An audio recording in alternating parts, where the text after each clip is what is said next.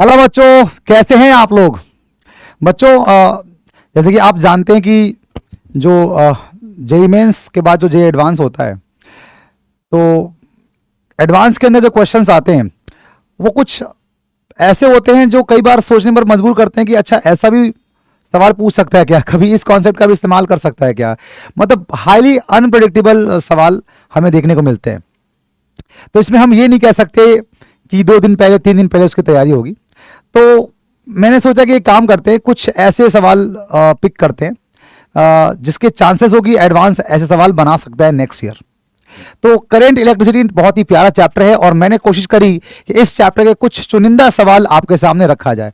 और यकीन मानिए, आप इन सवाल को जब देखेंगे तो आपको लगेगा भाई ये ऐसे सवाल भी होते हैं क्या है ना। तो आपको बहुत ही मज़ा आने वाला है इस पूरे लेक्चर के अंदर।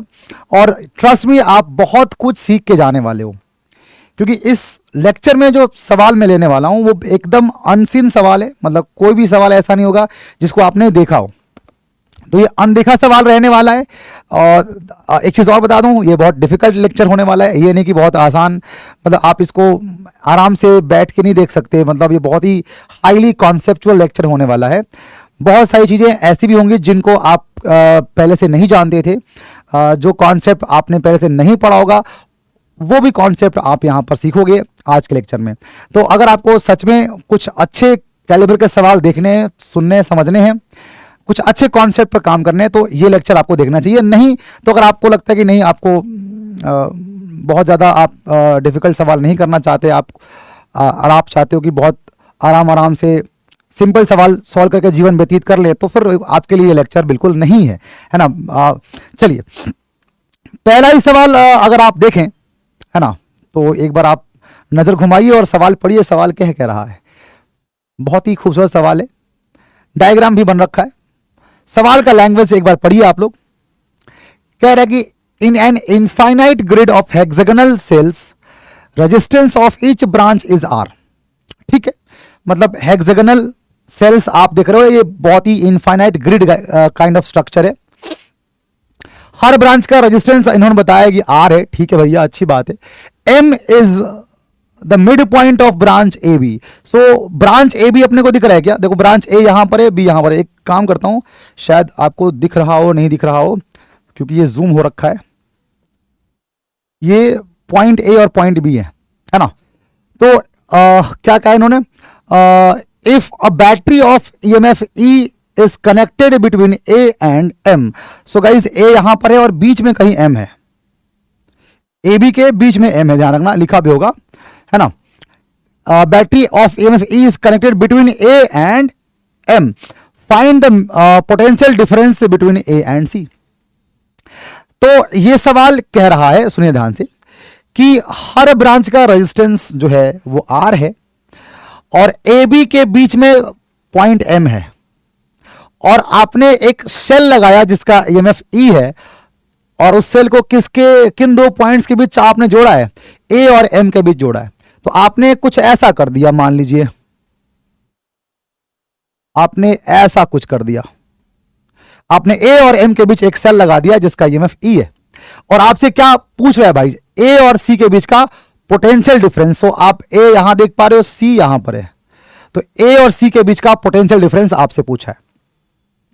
मैं ऐसा मान के चल सकता हूं कि आप लोगों ने अपने क्लासरूम के अंदर इनफाइनाइट ग्रिड पढ़ा होगा। ऐसा मानने से, मतलब ऐसा मैं ये नहीं बोल सकता कि आपने नहीं पढ़ा होगा, क्योंकि अगर आप जे एडवांस के लिए जा रहे हो तो हर क्लास में वाकई में अगर कोई बच्चा जे एडवांस के लिए प्रिपेयर करता है तो उसको ग्रिड वाला क्वेश्चन वो करता है। मतलब किया होगा क्लासरूम के अंदर ग्रिड वाले प्रॉब्लम जिसमें रेजिस्टेंस निकालना होता है ना। इनफाइनाइट ग्रिड होगा। एक एरोड्रोप के अंदर भी सवाल दे रखा है जिसमें इनफाइनाइट काइंड ऑफ चटाई जैसा है, ऐसा चटाई जैसा स्ट्रक्चर है ना। अगर आपने कभी ना कभी देखा होगा तो इन दो पॉइंट्स के बीच पूछता है कि रेजिस्टेंस की वैल्यू कितनी आएगी, इफेक्टिव रेजिस्टेंस कितना आएगा इन दोनों पॉइंट के बीच।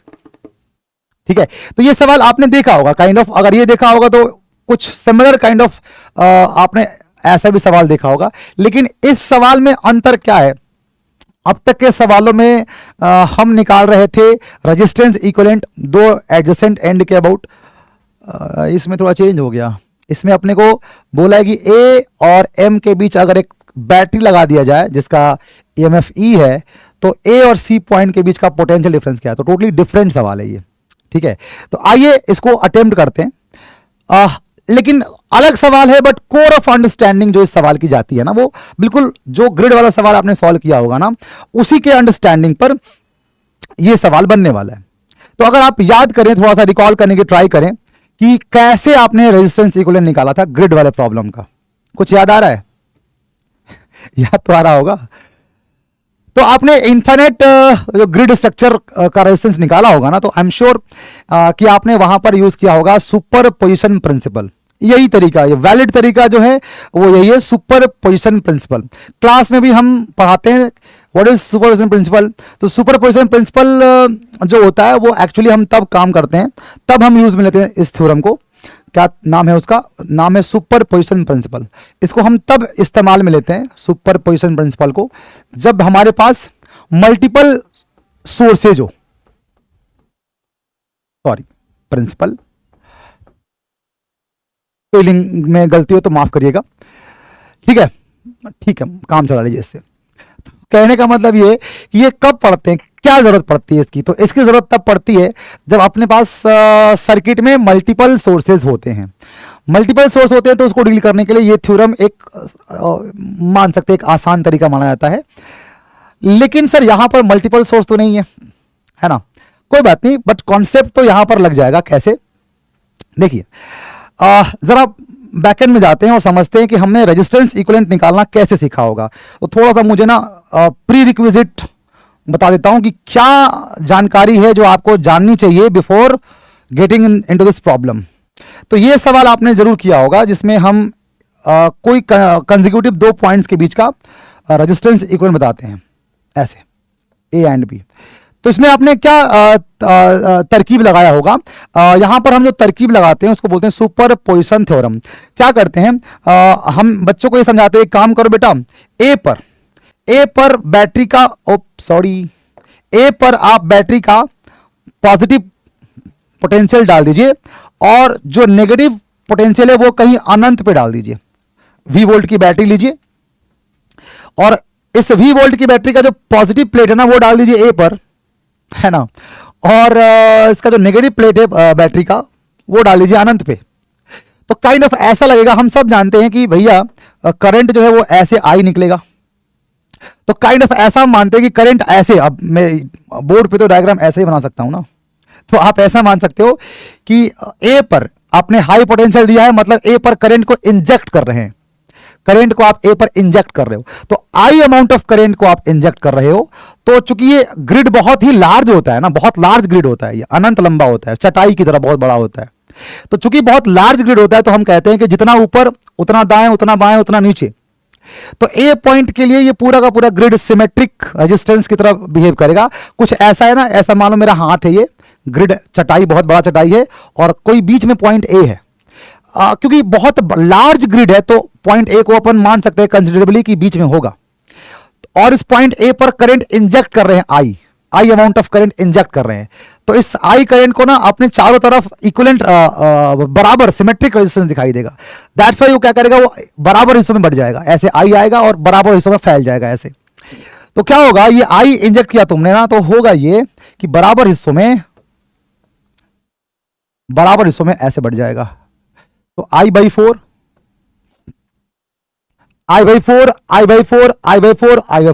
ये हो जाएगा, ठीक है।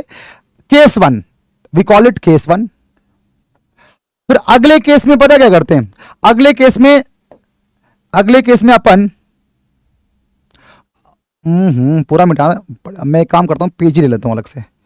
अगले केस में अपन क्या करते हैं पता है, अगले केस में जो पॉइंट बी था ना, इस पॉइंट बी पर उसी बैटरी का, सेम बैटरी का, ध्यान रखना सेम बैटरी की बात कर रहे हैं अपन, ए था ये और ये बी था।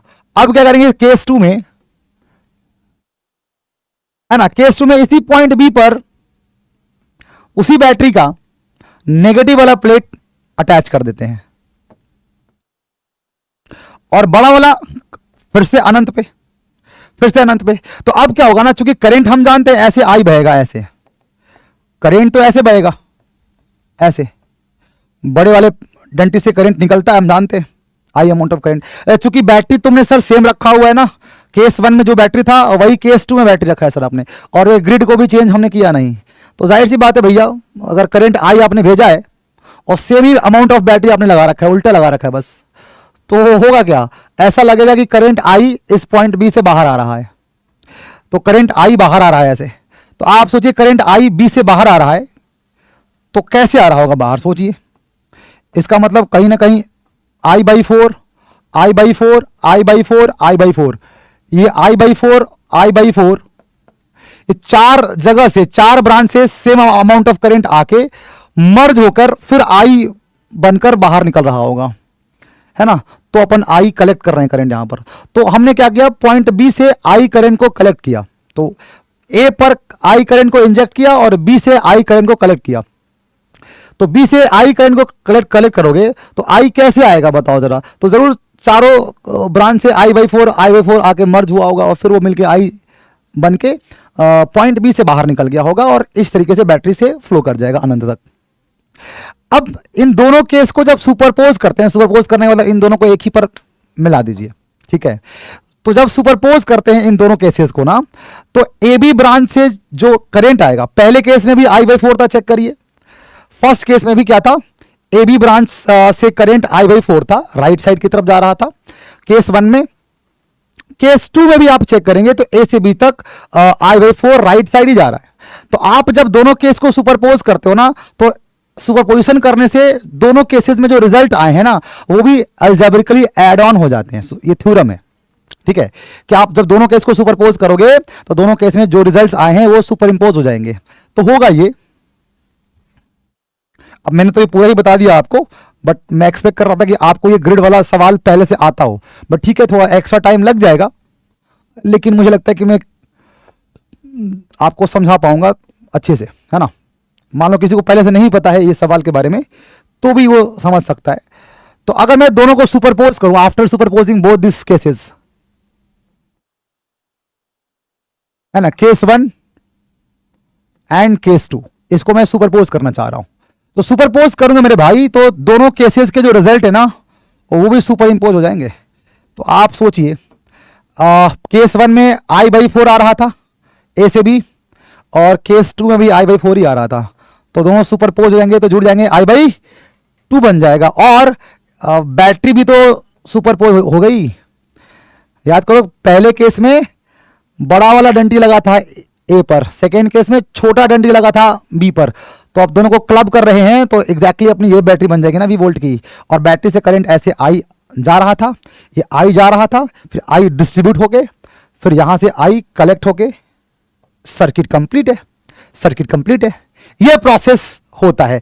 अब हम ए बी, सिर्फ इस पूरे में से खाली ए बी ब्रांच को नोच के बाहर निकाल दो, इस पूरे में से ए बी ब्रांच को बाहर निकाल रहा हूं समझाने मात्र के लिए। ए से बी तक आर ओम का रेजिस्टेंस लगा हुआ है, बाकी ए से खूब सारी ब्रांचेस लगी हुई हैं, तो मैं वो तो दिखा नहीं पाऊंगा, इतना पॉसिबल नहीं है। बी से भी खूब सारी ब्रांचेस लगी हुई हैं, मैं वो नहीं दिखाना चाहता हूं सारा का सारा, बट फिर भी दिल में शांति हो इसलिए मैं दिखा दे रहा हूं, ताकि हमें दिखाई दे कि ए से खूब सारी ब्रांचेस लगी हुई हैं और बी से भी लगी है ब्रांचेस। और ए और बी के बीच गाइस बैटरी जो लगी है मेरे पास, वो ऐसे वी वोल्ट की, और बैटरी से करंट आई जा रहा है और इसमें जा रहा है I by two, A B branch में आई बाई टू जा रहा है। अब आप मुझे एक बात समझाइए, समझाइए कि ए बी के अक्रॉस जो पोटेंशियल डिफरेंस होगा वो एग्जैक्टली बैटरी के बराबर होना चाहिए। सर क्यों ऐसा, दोनों पैरेलल में है ना, बैटरी और branch A B both are in parallel combination, तो whatever be the potential difference between A and B, same should be equal to battery की वैल्यू ई वी वोल्ट, क्योंकि सर दोनों parallel में है। तो जरा बता सकते हैं क्या आप लोग कि what is potential difference A और बी के बीच, थोड़ा सा इसको, तो what is potential difference between A and B, मुझे लगता है कि ये एग्जैक्टली इक्वल होना चाहिए। ए बी के अक्रॉस का potential difference should be equal to battery का पोटेंशियल, क्योंकि सर पैरेलल में लगा रखा है। तो what is potential difference A and B, A और बी के बीच क्या होगा potential difference, Guruji current I by to जा रहा है और रेजिस्टेंस आर है, तो सीधा सीधा आई बाई टू इंटू आर, तो आ गया वी। तो मेरे प्यारे बच्चों यहां से वी बाई आई का मान कितना हो जाएगा, आर बाई टू। तो इस तरीके से हम कहते हैं v बाई आई का मान r बाई टू आ गया। और बच्चों ए और बी के अक्रॉस नेट वोल्टेज तुमने V लगाया, इस V के कॉरस्पॉन्डिंग जो करंट I आया, सो V बाई आई ही इस दोनों पॉइंट के अक्रॉस इफेक्टिव रेजिस्टेंस माना जाएगा। सो V बाई आई क्या होगा, ए बी के अक्रॉस का नेट इक्विवेलेंट रेजिस्टेंस। तो R इक्विवेलेंट का मान आ गया R/2, ये आंसर हो गया। ये सवाल मतलब अपने को पहले से अगर आता तो हम इसी कॉन्सेप्ट को यूज करके अभी आज के सवाल को सॉल्व करेंगे, ठीक है।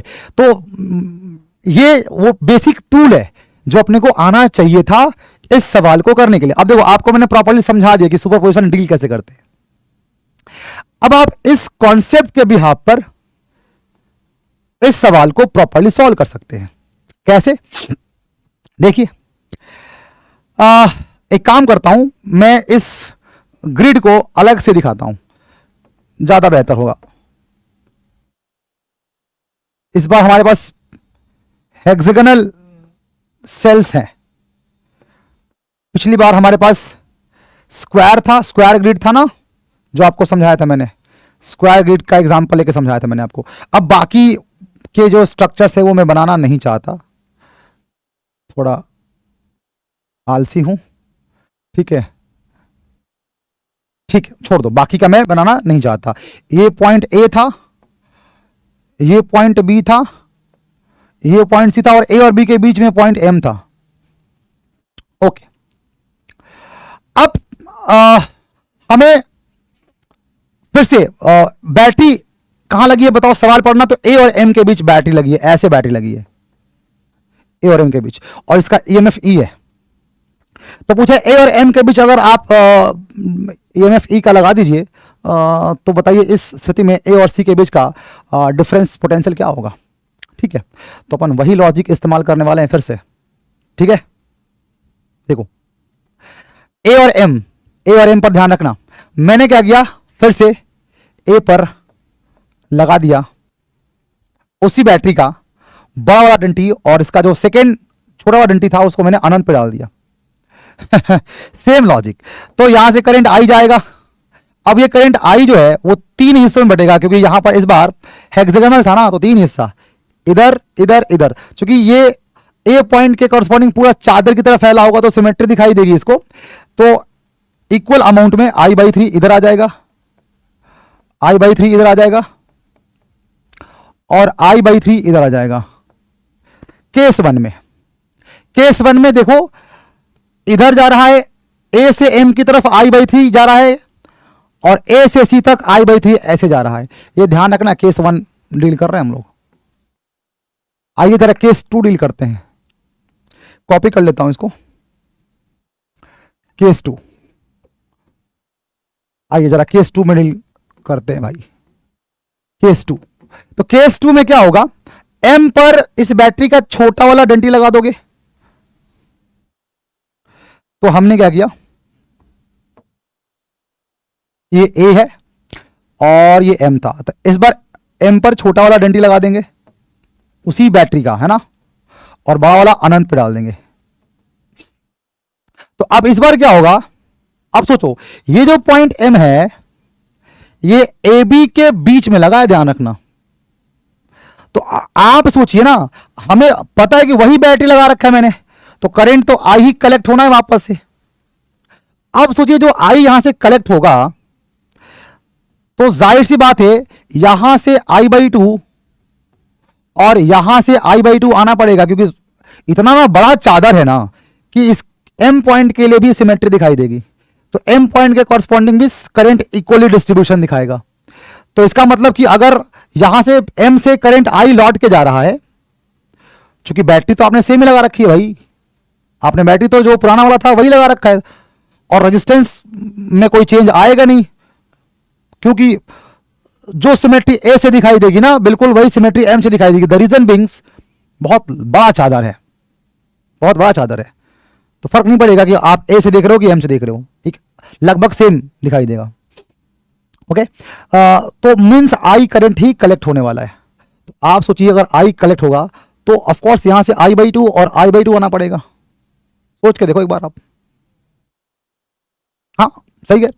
अब आप सोचिए, अगर ये I/2 आया है ना, तो मैं कहीं ना कहीं इस बात से अग्री करूंगा कि अगर ये I/2 आया है, मर्ज होके I निकल गया, तो कहीं ना कहीं मुझे ऐसा लग रहा है कि ये A से M तक I/2 जाएगा ना, कैसे जाएगा, हाउ इट इज पॉसिबल। तो A से M तक अगर I/2 गया ना, इसका मतलब कि यहां से I/4 निकला है। समझिए इस चीज को, इस ब्रांच से I/4 मिलके I/2 बना होगा। सिमिलरली इधर से भी I/4 मिलके I/2 बना होगा, और ये I/2 मिलके I बन के निकल गया होगा। खत्म कहानी। हाँ, केस 2 था ये, खत्म। कुछ बचा ही नहीं अब सवाल में। अब सुपरपोज कर दीजिए। अब क्या कर दीजिए, सुपरपोज कर दीजिए। तो अब हम केस 1 केस 2 को सुपरपोज करने जा रहे हैं। सुपरपोजिंग both cases.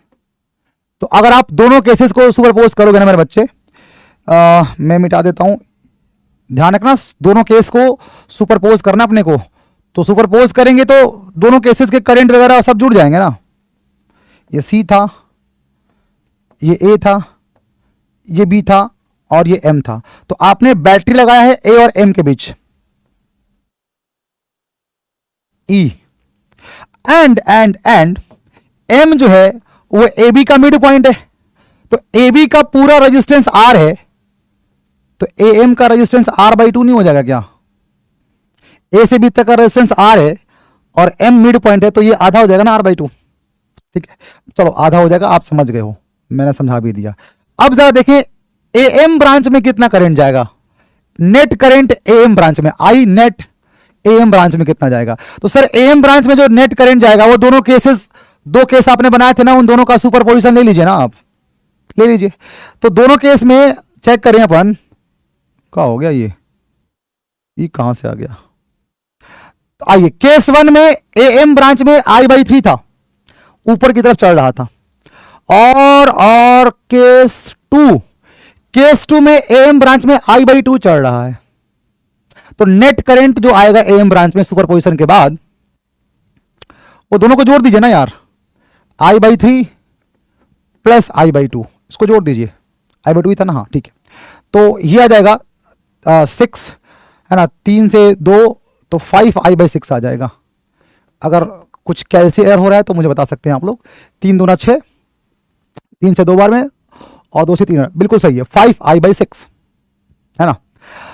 So this is the effective current in branch AM। एक काम कर लेते हैं यार, लगे हाथों ना, AC ब्रांच में करंट निकाल लेते हैं। नेट इफेक्टिव करंट सुपरपोजिशन के बाद AC ब्रांच में कितना आएगा। तो गुरुजी केस 1 में देखिए ना, केस 1 में AC ब्रांच में करंट किस दिशा में था और कितना था। तो केस 1 में AC में A से C जा रहा है I/3, और केस 2 में C से A जा रहा है I/4। तो केस 1 में करंट इधर जा रहा है, केस 2 में करंट इधर जा रहा है, तो सुपरपोजिशन करोगे तो घट जाएगा ना। तो AC ब्रांच में जो करंट आएगा after superposition, I/3 minus I/4 आ जाएगा। इस चीज से आप राजी हैं या नहीं, इतना बताइए। 4 तिया 12, 3 से 4 बार में, तो ये I/12 आ जाएगा ना। तो IAC का मान इतना आ गया, देख लीजिए एक बार, IAC and IAM, net current in दोनों ब्रांचेस में आफ्टर सुपरपोजिशन इतना आ गया। बढ़िया। तो आप मुझे एक बात बताइए, वही logic, what is the potential drop across AM। जो पोटेंशियल ड्रॉप AM के अक्रॉस होगा वो शायद बैटरी के EMF के बराबर होना बहुत जरूरी है, पैरेलल में है दोनों। Whatever be the potential drop across AM, same should be equal to E, because दोनों पैरेलल में लग रखे हैं। बहुत अच्छी बात है सर। तो व्हाट इज AM, VAM। तो ये रजिस्टर कितना है, R/2, और AM में करंट कितना भैया, वो अपने को पता है। तो एक्चुअली में रजिस्टर R/2 का है, और ये है 5I/6। तो ये अपने पास E का मान आ गया। बहुत ही अच्छी बात है, ये E का मान आ गया। Now we were interested to calculate AC आपको निकालना था ना, पोटेंशियल डिफरेंस AC के अक्रॉस। तो मेरे बच्चे, पोटेंशियल डिफरेंस AC के अक्रॉस क्या होगा, करंट AC में कितना है वो देख लीजिए, और AC ब्रांच का रेजिस्टेंस देख लीजिए। और क्या, AC ब्रांच का रेजिस्टेंस R है, और करंट देख लीजिए कितना था।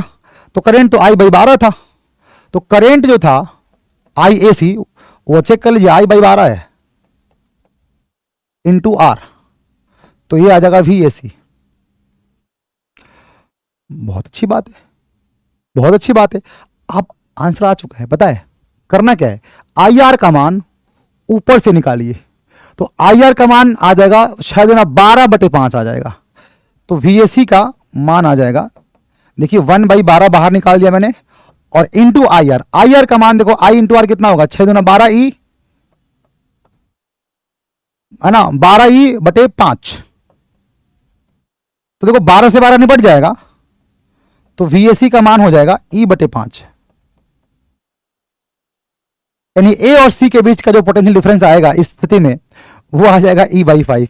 सो अपना ऑप्शन कौन सा सही जाएगा, कैलकाटा, E/C, ठीक है, E/5 सॉरी, है ना। चलिए, तो उम्मीद करता हूं कि आपको ये प्रॉब्लम बहुत ही यूनिक लगा हो, नॉर्मल जो सवाल हम करते हैं क्लासेस में उससे थोड़ा हटके, बट हाँ अगर आपने पहले से ग्रिड वाले प्रॉब्लम किए हैं तो थोड़ा इसका हिंट मिल जाता है ना। अगर मान लीजिए आप पहले से किए होते तो मैं आपको ये सब नहीं बताता, डायरेक्टली इसके ओरिजिनल सोल्यूशन पे आ जाता मैं, ठीक है। तो ये सवाल आपने कर लिया। चलिए अगला सवाल देखते हैं क्या है, कैसा है। ये एक सर्किट का प्रॉब्लम है, काइंड ऑफ, वो नहीं अपन बचपन में करते थे, बुझौलिया खेलते थे, मतलब कुछ उटपटांग जैसा सवाल करते थे हम लोग छोटे थे तो, और उसको बोलते थे बुझौलिया, मतलब कि भाषाओं में आपको फंसाने का जो काम होता है वो बुझौलिया करता है, मतलब लैंग्वेज। अब यहां पर डायग्राम के अंदर बुझौलिया है, बुझो तो जाने, है कि नहीं। तो यहां पर आप देखिए ध्यान से, देखा जाए तो अपना बहुत सिंपल सा सर्किट है। मुझे पता नहीं आपको कैसा दिख रहा है, मुझे तो दिख रहा है बहुत ज़्यादा ये ब्लर हो रखा है, शायद आपको क्लियर दिख रहा हो दूर से। मैं दूर से देखूं एक बार, दूर से देखने पे ठीक ही है, काम लायक दिख रहा है। बस इतना बता देना चाहता हूं कि जो बैटरीज लग रखी है ना, उन बैटरीज का ईएमएफ ई है। जितनी भी बैटरीज अपने को दिख रही हैं उनका ईएमएफ ई है। तो अपने से क्या पूछा है आई का मान। थोड़ा सा ये दिक्कत है, यहां पर अपने को आई का मान पूछा है, और आई कहां पर है, जहां तक मैं देख पा रहा हूं ये अपना आई है, ये अपना आई है। तो इसकी वैल्यू अपने को बतानी है, ठीक है। तो आप चाहो तो एक ट्राई दे सकते हो कि ये आई का मान कैसे आएगा, ठीक है। अगर आप बहुत ही ब्रिलियंटली आप जानते हो केसीएल को लगाना, तो आप इस सवाल से पार पा सकते हो। मतलब अगर कोई कंफ्यूजन नहीं है केसीएल को लगाने में, ऐसा नहीं कि आप अंदाजे पे केसीएल लगा देते हो छोटे छोटे सवालों में और उसका आंसर आ जाता है तो खुश हो गए, नहीं। अगर आपको सच में वाकई में केसीएल लगाने का जो प्रॉपर मेथड है वो पता है, तो इस सवाल से छुटकारा आपको मिल सकता है, ठीक है। तो केसीएल लगाने से पहले मैं बच्चों से यही कहता हूं कि आप जंक्शंस आइडेंटिफाई करिए, और सबसे पहले कोई एक जंक्शन को आप रेफरेंस जंक्शन मान सकते हैं, 0 वोल्ट पे मान सकते हैं। तो मैं खूब सारे जंक्शंस अपने को दिखाई दे रहे हैं, उनमें से किसी एक जंक्शन को मैं रेफरेंस के तौर पर मानना चाहता हूं, ठीक है। चलिए, मानने में कोई बुराई नहीं है। आइए तो एक काम कर लेते हैं, इस जंक्शन को मैं रेफरेंस मान रहा हूं। आपकी मर्जी, आप कोई भी जंक्शन को मानेंगे रेफरेंस, आंसर में कोई दिक्कत नहीं आएगी। तो इसको मैं रेफरेंस जंक्शन मान लेता हूं 0 वोल्ट पे। तो अगर ये 0 है मेरे भाई, तो ये हो जाएगा -E, और अगर ये -E है तो फिर ये हो जाएगा 0। ऐसा क्यों? अरे बड़ा से छोटा, बैटरी की बड़ा वाला पहले है, छोटा वाला बाद में है। तो जब भी आप बैटरी को बड़ा से छोटा क्रॉस करते हो तो माइनस लिखना पड़ता है ना। तो 0 आप राइट साइड मूव करोगे, बड़ा से छोटा, दैट्स वाई इस पॉइंट का पोटेंशियल -E हो जाएगा। यानी कि अगर ये 0 पर है तो ये वाला पॉइंट -E पर आ जाएगा। अच्छा, छोटा से बड़ा जाते हो तो इंक्रीमेंट होता है पोटेंशियल का, इसलिए प्लस। तो ये -E है और आगे जा रहे हो तो ये +E, तो -E + E कितना हो जाएगा 0। तो इस पॉइंट का पोटेंशियल 0 हो जाएगा। फिर अगर ये 0 पर है तो ये हो जाएगा -E, क्योंकि आप बड़ा से छोटा आ रहे हो। फिर अगर ये -E है तो हो जाएगा 0, क्योंकि ये छोटा से बड़ा आ रहा है। अगर ये 0 है तो ये आ रहा है E, ठीक है ना। और अगर ये E है तो ये हो जाएगा 2E, ये हो जाएगा 2E। सर ऐसा क्यों 2E क्यों होगा? ये क्योंकि छोटा से बड़ा जा रहा है, ठीक है। अब चेक करिए ध्यान से कि मेरे को ये दिख रहा है कि ये करंट आई जा रहा है, ठीक है सर। अच्छा, अगर ये 0 है तो यहां पे 0 मान सकते हैं, और ये वाला हो जाएगा E, बहुत ही बढ़िया, काम खत्म हो गया, कुछ बचा ही नहीं अब तो। देखिए केसीएल की माने तो जो भी करंट यहां से ऊपर की तरफ इस ब्रांच में जा रहा होगा, this current has to be divided into two parts. अगर हम देखें ध्यान से तो अगर ये 2E है ना, तो ये वाला पॉइंट भी 2E बन जाएगा, सोच के देखिए एक बार, है ना। तो ये वाला पॉइंट भी 2E बन जाएगा, अगर ये 2E है तो ये भी 2E बन जाएगा। तो इससे ना एक काम समझ में आ रहा है मुझे, क्या कि ये हाई पोटेंशियल है, ये लो पोटेंशियल है, तो करंट हाई से लो जाता है, इतना तो मैं जानता हूं। करंट जो है ये 2E पोटेंशियल है, हाई पोटेंशियल आ गया, ये लो पोटेंशियल, तो करंट इधर जाएगा, I1 मान लेता हूं, ठीक है। एंड अगेन ये 2E है और ये E है, तो ये हाई पोटेंशियल है, तो करंट हाई पोटेंशियल से लो पोटेंशियल जाता है, यानी I2 हो जाएगा। तो आप सोचिए यहां से I निकला, इधर निकल गया I1 और ऊपर निकल गया I2। तो आपको अगर I निकालना है तो I1 निकालना पड़ेगा और I2 निकालना पड़ेगा और इनको जोड़ना पड़ेगा, फिर जाके आपको I मिल जाएगा केसीएल के हिसाब से।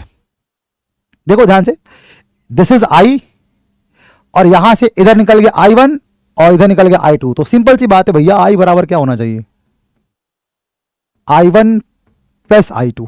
अब आ गया आंसर। I1 का मान क्या होगा, I1 ये वाला करंट है, 2E से निकला है, तो 2E, रास्ते में चलो एक बैटरी मिली, छोटा से बड़ा प्लस और माइनस इस टर्मिनेटिंग जंक्शन का पोटेंशियल, मतलब जिस जंक्शन में करंट समाहित होता है उस जंक्शन का पोटेंशियल सबट्रैक्ट किया जाता है, और डिवाइड बाय में पूरे पाथ का रेजिस्टेंस 2R प्लस I2 कितना हो जाएगा, I2 ये वाला, I2 यहां से निकला और इस जंक्शन में खत्म हो गया, है ना। ध्यान रखना करंट एक जंक्शन से निकलता है और नियरेस्ट जंक्शन में जाके खत्म हो जाता है, टर्मिनेट हो जाता है।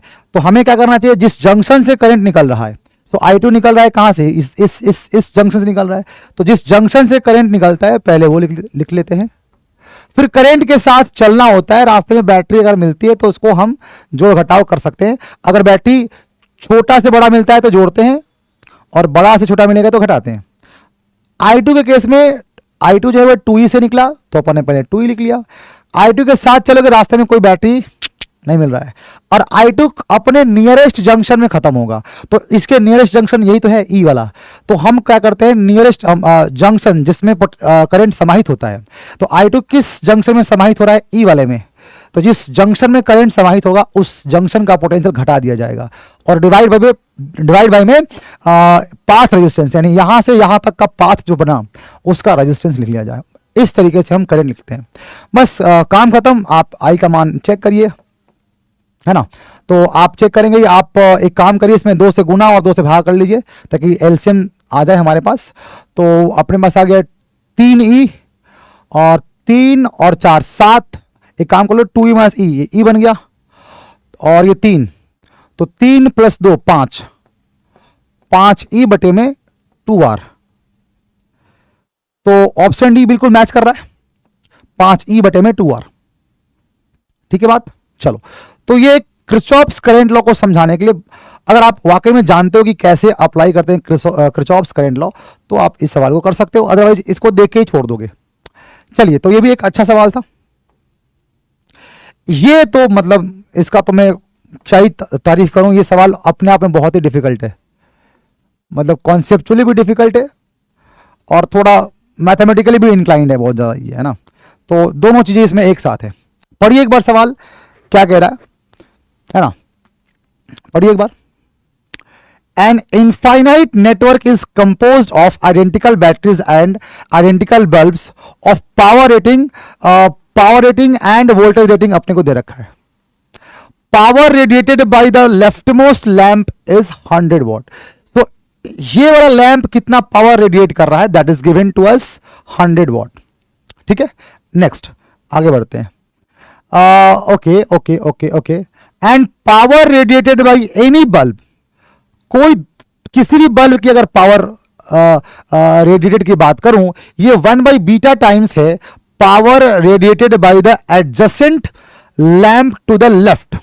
मतलब कोई भी बल्ब अगर हम लें वो कितना पावर रेडिएट करेगा, ये लिया जाएगा उसके जस्ट लेफ्ट साइड वाला जो बल्ब है उसने कितना पावर किया रेडिएट, उसका बीटा 1/β टाइम्स, है ना। तो मान लीजिए अगर ये पावर 100 वॉट रेडिएट कर रहा है तो ये वाला बल्ब 100 बाई बीटा पावर बाहर निकालेगा, तो ये वाला 100 बाई बीटा स्क्वायर पावर निकालेगा बाहर, ये वाला 100 बाई बीटा की पावर 3, एंड सो ऑन चलता जाएगा, है ना। अगर इसने 100 निकाला है तो ये 100 बाई बीटा, 100 बाई बीटा का स्क्वायर, यानी लेफ्ट मोस्ट का 1 बाई बीटा, इसका कितना पावर होगा, तो लेफ्ट मोस्ट का 1 बाई बीटा करना है। तो हर लैंप पावर कितना रेडिएट करेगा, तो अपने एडजेसेंट लेफ्ट मोस्ट जो बल्ब है उसके पावर रेडिएशन का 1 बाई बीटा टाइम्स करेगा रेडिएट। ठीक है, तो ये हम लैंग्वेज से समझ सकते हैं। ठीक है, बीटा का मान दे रखा है, तो कह रहे हैं if the batteries are not ideal, since battery ideal नहीं है, मतलब बैटरी आइडियल नहीं है, मतलब battery has some internal resistance, battery के पास कुछ ना कुछ इंटरनल रेजिस्टेंस है, then EMF of each the batteries, तो अपने को बैटरी का ईएमएफ बताना है। ठीक है, चलिए, तो अच्छी बात यह है कि आइडेंटिकल बैटरीज हैं तो इनका ईएमएफ और इंटरनल रेजिस्टेंस सेम होगा। ठीक है, अब देखते हैं कि कैसे इसमें जुआर सेट होगा। देखिए, अब इस प्रकार के सवाल को डील करने के लिए क्या करना पड़ेगा। देखिए, ऐसा मान लीजिए, अगेन काइंड ऑफ ये पूरा का पूरा सुपर जंक्शन है, तो आप किसी एक जगह पर रेफरेंस जीरो पोटेंशियल मान लीजिए अपने मन से। रेफरेंस आप कुछ भी मान सकते हो, ऐसा करने से करंट पर कोई फर्क नहीं पड़ता, तो मुझे लगता है कि हम मान सकते हैं। एक चीज और क्या, जो पावर रेटिंग दे रखा है और वोल्टेज रेटिंग दे रखा है किसका, बल्ब्स का, वो 100 वाट एंड 220 वोल्ट है। तो आपने इसका इस्तेमाल करके रेजिस्टेंस ऑफ ईच बल्ब निकाल सकते हो, V स्क्वायर बाई P। तो रेजिस्टेंस ऑफ ईच बल्ब आ जाएगा V स्क्वायर, यानी कि 22, पावर कितना है 100, तो 100 कट जाएगा ये, तो 22 का स्क्वायर आ जाएगा 484 ओम। तो पहले तो हमने सस्ता जो दिख गया उसको निकाल लिया, रेजिस्टेंस ऑफ बल्ब आराम से दिख रहा था मुझे। आप कभी भी रेजिस्टेंस ऑफ बल्ब निकालना हो तो ऐसे निकालोगे, वोल्टेज रेटिंग का स्क्वायर, वोल्टेज रेटिंग का square divide by power rating. तो यहां से एक बार चेक करना कि 22 का स्क्वायर जो है वो 484 आता है कि नहीं आता है, आता है शायद। ठीक है, 484 ओम आ गया। नाउ अब आगे बढ़ते हैं, आप यहां पर रेफरेंस मान लीजिए 0 वोल्ट। ठीक है, तो ऐसा मान लेते, अगर ये 0 वोल्ट है तो मैं ऐसा मान रहा हूं कि ये वाला पॉइंट जो है ये इसका पोटेंशियल V0 है, और इसमें जो करंट जा रहा है वो लेट से I0 है। तो जाहिर सी बात है कि करंट ऐसे आ रहा होगा I0, करंट ऐसे I0 आके ऐसे मुड़ जाएगा नीचे, और क्या। तो यानी इस जंक्शन से करंट I0 जा रहा है, घूम गया नीचे, और इस जंक्शन इस पॉइंट का पोटेंशियल मैंने मान लिया V0 है। तो अपन ना V0 और I0 कैलकुलेट कर सकते हैं। पूछो कैसे? अरे लेफ्ट, सबसे लेफ्ट मोस्ट का तो पावर और वोल्टेज दे रखा है ना अपने को, आई थिंक पावर दिया होगा शायद, power radiated by the left most lamp is 100 what. तो ये वाला लैंप कितना पावर रेडिएट कर रहा है ये अपने को पता है, 100 वॉट। तो मेरे भाई अगर लेफ्ट मोस्ट लैंप 100 वॉट का पावर रेडिएट कर रहा है तो that will be equals to I0 का square into resistance of that bulb. Obviously ये पावर कितना निकाल रहा है बाहर, 100 वाट, ये सवाल में दे रखा है भैया सबसे लेफ्ट वाला। तो ये कितना पावर रेडिएट करेगा, जो करंट जा रहा है I0, तो I0 का स्क्वायर इंटू R। तो यहां से ना अपने को I0 का मान मिल जाएगा, पता है R का मान तो 484 पता ही है, तो 100 डिवाइड बाई R का मान 484 है। एक बार चेक करें अपन, ठीक है, और इसका रूट ले लेंगे अपन तो आ जाएगा I0 का मान, तो ये आ जाएगा 10/22 एम्पियर। सुनो, ये सारी चीजें हम जोड़ते जा रहे हैं, मतलब कलेक्ट करते जा रहे हैं। हमें रेजिस्टेंस ऑफ ईच बल्ब यहां पर दिख गया था 484, 484। उसके बाद हमने क्या किया, हमने लेफ्ट मोस्ट बल्ब का पावर दे रखा था, तो whatever be the power of this bulb वो होगा I0 का स्क्वायर, जो करंट इसमें जा रहा है इंटू R। ठीक है, तो अपने को मिल जाएगा I0 का मान। अब V0 का मान क्या होगा, ऑफ कोर्स अगर आपने यहां पर 0 वोल्ट मान रखा है तो इस बल्ब के क्रॉस पावर वोल्टेज डिफरेंस 0 और ये V0, तो V0 आ जाएगा ना। तो इस बल्ब के क्रॉस जो वोल्टेज डिफरेंस है वो V0 आ जाएगा, बिकॉज आपने यहां मान रखा है 0। तो V0 कितना हो जाएगा वो भी आप निकाल सकते हो। कैसे? अरे यार, आपको करंट मिल गया, तो V0 का जो मान होगा वो सीधा सीधा आई नॉट इंटू आर हो जाना चाहिए। मुझे लगता है कि 220 आ जाएगा, मतलब मुझे ऐसा लग रहा है डेटा देखकर कि 220 आ जाएगा। आप एक बार चेक करिए, आई नॉट का मान 10/22 और आर का मान 484, तो बिल्कुल सही है ये।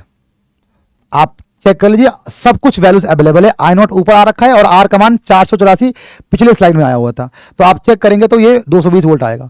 तो वी नॉट क्या क्या निकल गया, पहले मैं एक काम करता हूं ना, यहां पे लिख लेता हूं भाई, हमने क्या क्या प्राप्त कर लिया अभी तक। अभी तक में हमने निकाल लिया जी हाँ, हमने निकाल लिया रेजिस्टेंस ऑफ ईच बल्ब 484 लिख लेते हैं अपन। हमने निकाल लिया करेंट, सबसे लेफ्ट मोस्ट बल्ब में करेंट आई नॉट 10/22 एम्पियर। और हमने निकाला V naught potential difference left most वाले के बल्ब के अक्रॉस, वो आ गया 220 वोल्ट, है ना। ये लेफ्ट मोस्ट के लिए सब कुछ निकाला हमने, ध्यान रखना। ये तो हर बल्ब का है, बट ये दोनों सिर्फ किसके लिए है, ये सिर्फ और सिर्फ लेफ्ट मोस्ट बल्ब का है ये। ठीक है, अच्छी बात है, अच्छी बात है। इतनी जानकारी तो कम से कम यार सवाल पढ़ने के साथ हम निकाल पाए, फिर तो आगे बढ़े। ये जानकारी तो सवाल पढ़ते के साथ निकल जानी चाहिए आपसे आगे। अब देखिए, अब एक लॉजिक आप मुझे दीजिएगा, अगर, है ना, अगर इसमें करंट आई नॉट जा रहा है इस वाले बल्ब में, और ऑफ कोर्स इसके क्रॉस का पोटेंशियल डिफरेंस वी नॉट है, तो मुझे पता नहीं क्यों लग रहा है कि इस वाले पॉइंट का जो पोटेंशियल है ये V not by root beta होना चाहिए, और इसमें जो करंट जाना चाहिए वो I not by root beta होना चाहिए। आप पूछोगे सर क्यों? मेरे बच्चे, इस B2 बल्ब का जो पावर होना चाहिए वो B1 वाले बल्ब के 1/बीटा टाइम्स होना चाहिए ना। B2 बल्ब का पावर रेडिएशन जो है वो B1 बल्ब का 1/बीटा टाइम्स होना चाहिए। तो B1 बल्ब का पावर रेडिएशन कितना आएगा? B1 बल्ब का ये आएगा, B1 बल्ब में करंट, अरे हां, into potential difference V not. तो B1 बल्ब के क्रॉस पावर तो ये आएगा, B1 बल्ब जो इतना पावर को रेडिएट कर रहा है, तो B2 बल्ब इसका 1/बीटा टाइम्स करना चाहिए ना। तो 1/बीटा टाइम्स अगर करेगा तो कैसे करेगा बताइए? तो अगर इस वाले पॉइंट, यानी कि अगर बल्ब B2 के cross voltage difference V not by root beta हो जाए और बल्ब B2 में current I not by root beta हो जाए, तो आप पावर चेक करिए ना B2 के लिए। B2 के लिए पावर चेक करेंगे, B2 के across voltage difference V not by root beta into B2 में current I not by root beta. तो आप चेक करिए क्या मिलेगा, ये V not I not root beta beta आ गया। तो B1 बल्ब का पावर इतना है और B2 का होना चाहिए B1 से 1/बीटा, वो बिल्कुल मैच कर रहा है। इसका मतलब एक बात तो सर श्योर है, क्या? अगर इस पॉइंट का पोटेंशियल V नॉट है ना, corresponding to this V not है, करंट I नॉट है, तो इस पॉइंट का potential V not by root beta और current I not by root beta. और लगे हाथों अगर मुझे ये सारी बातें समझ में आ रही हैं, तो लगे हाथों में कह सकता हूं कि इस वाले बिंदु का जो पोटेंशियल डिफरेंस होगा वो हो जाएगा इसका रूट बीटा, इस वाले वोल्टेज का रूट बीटा, मतलब V नॉट बाई बीटा हो जाएगा।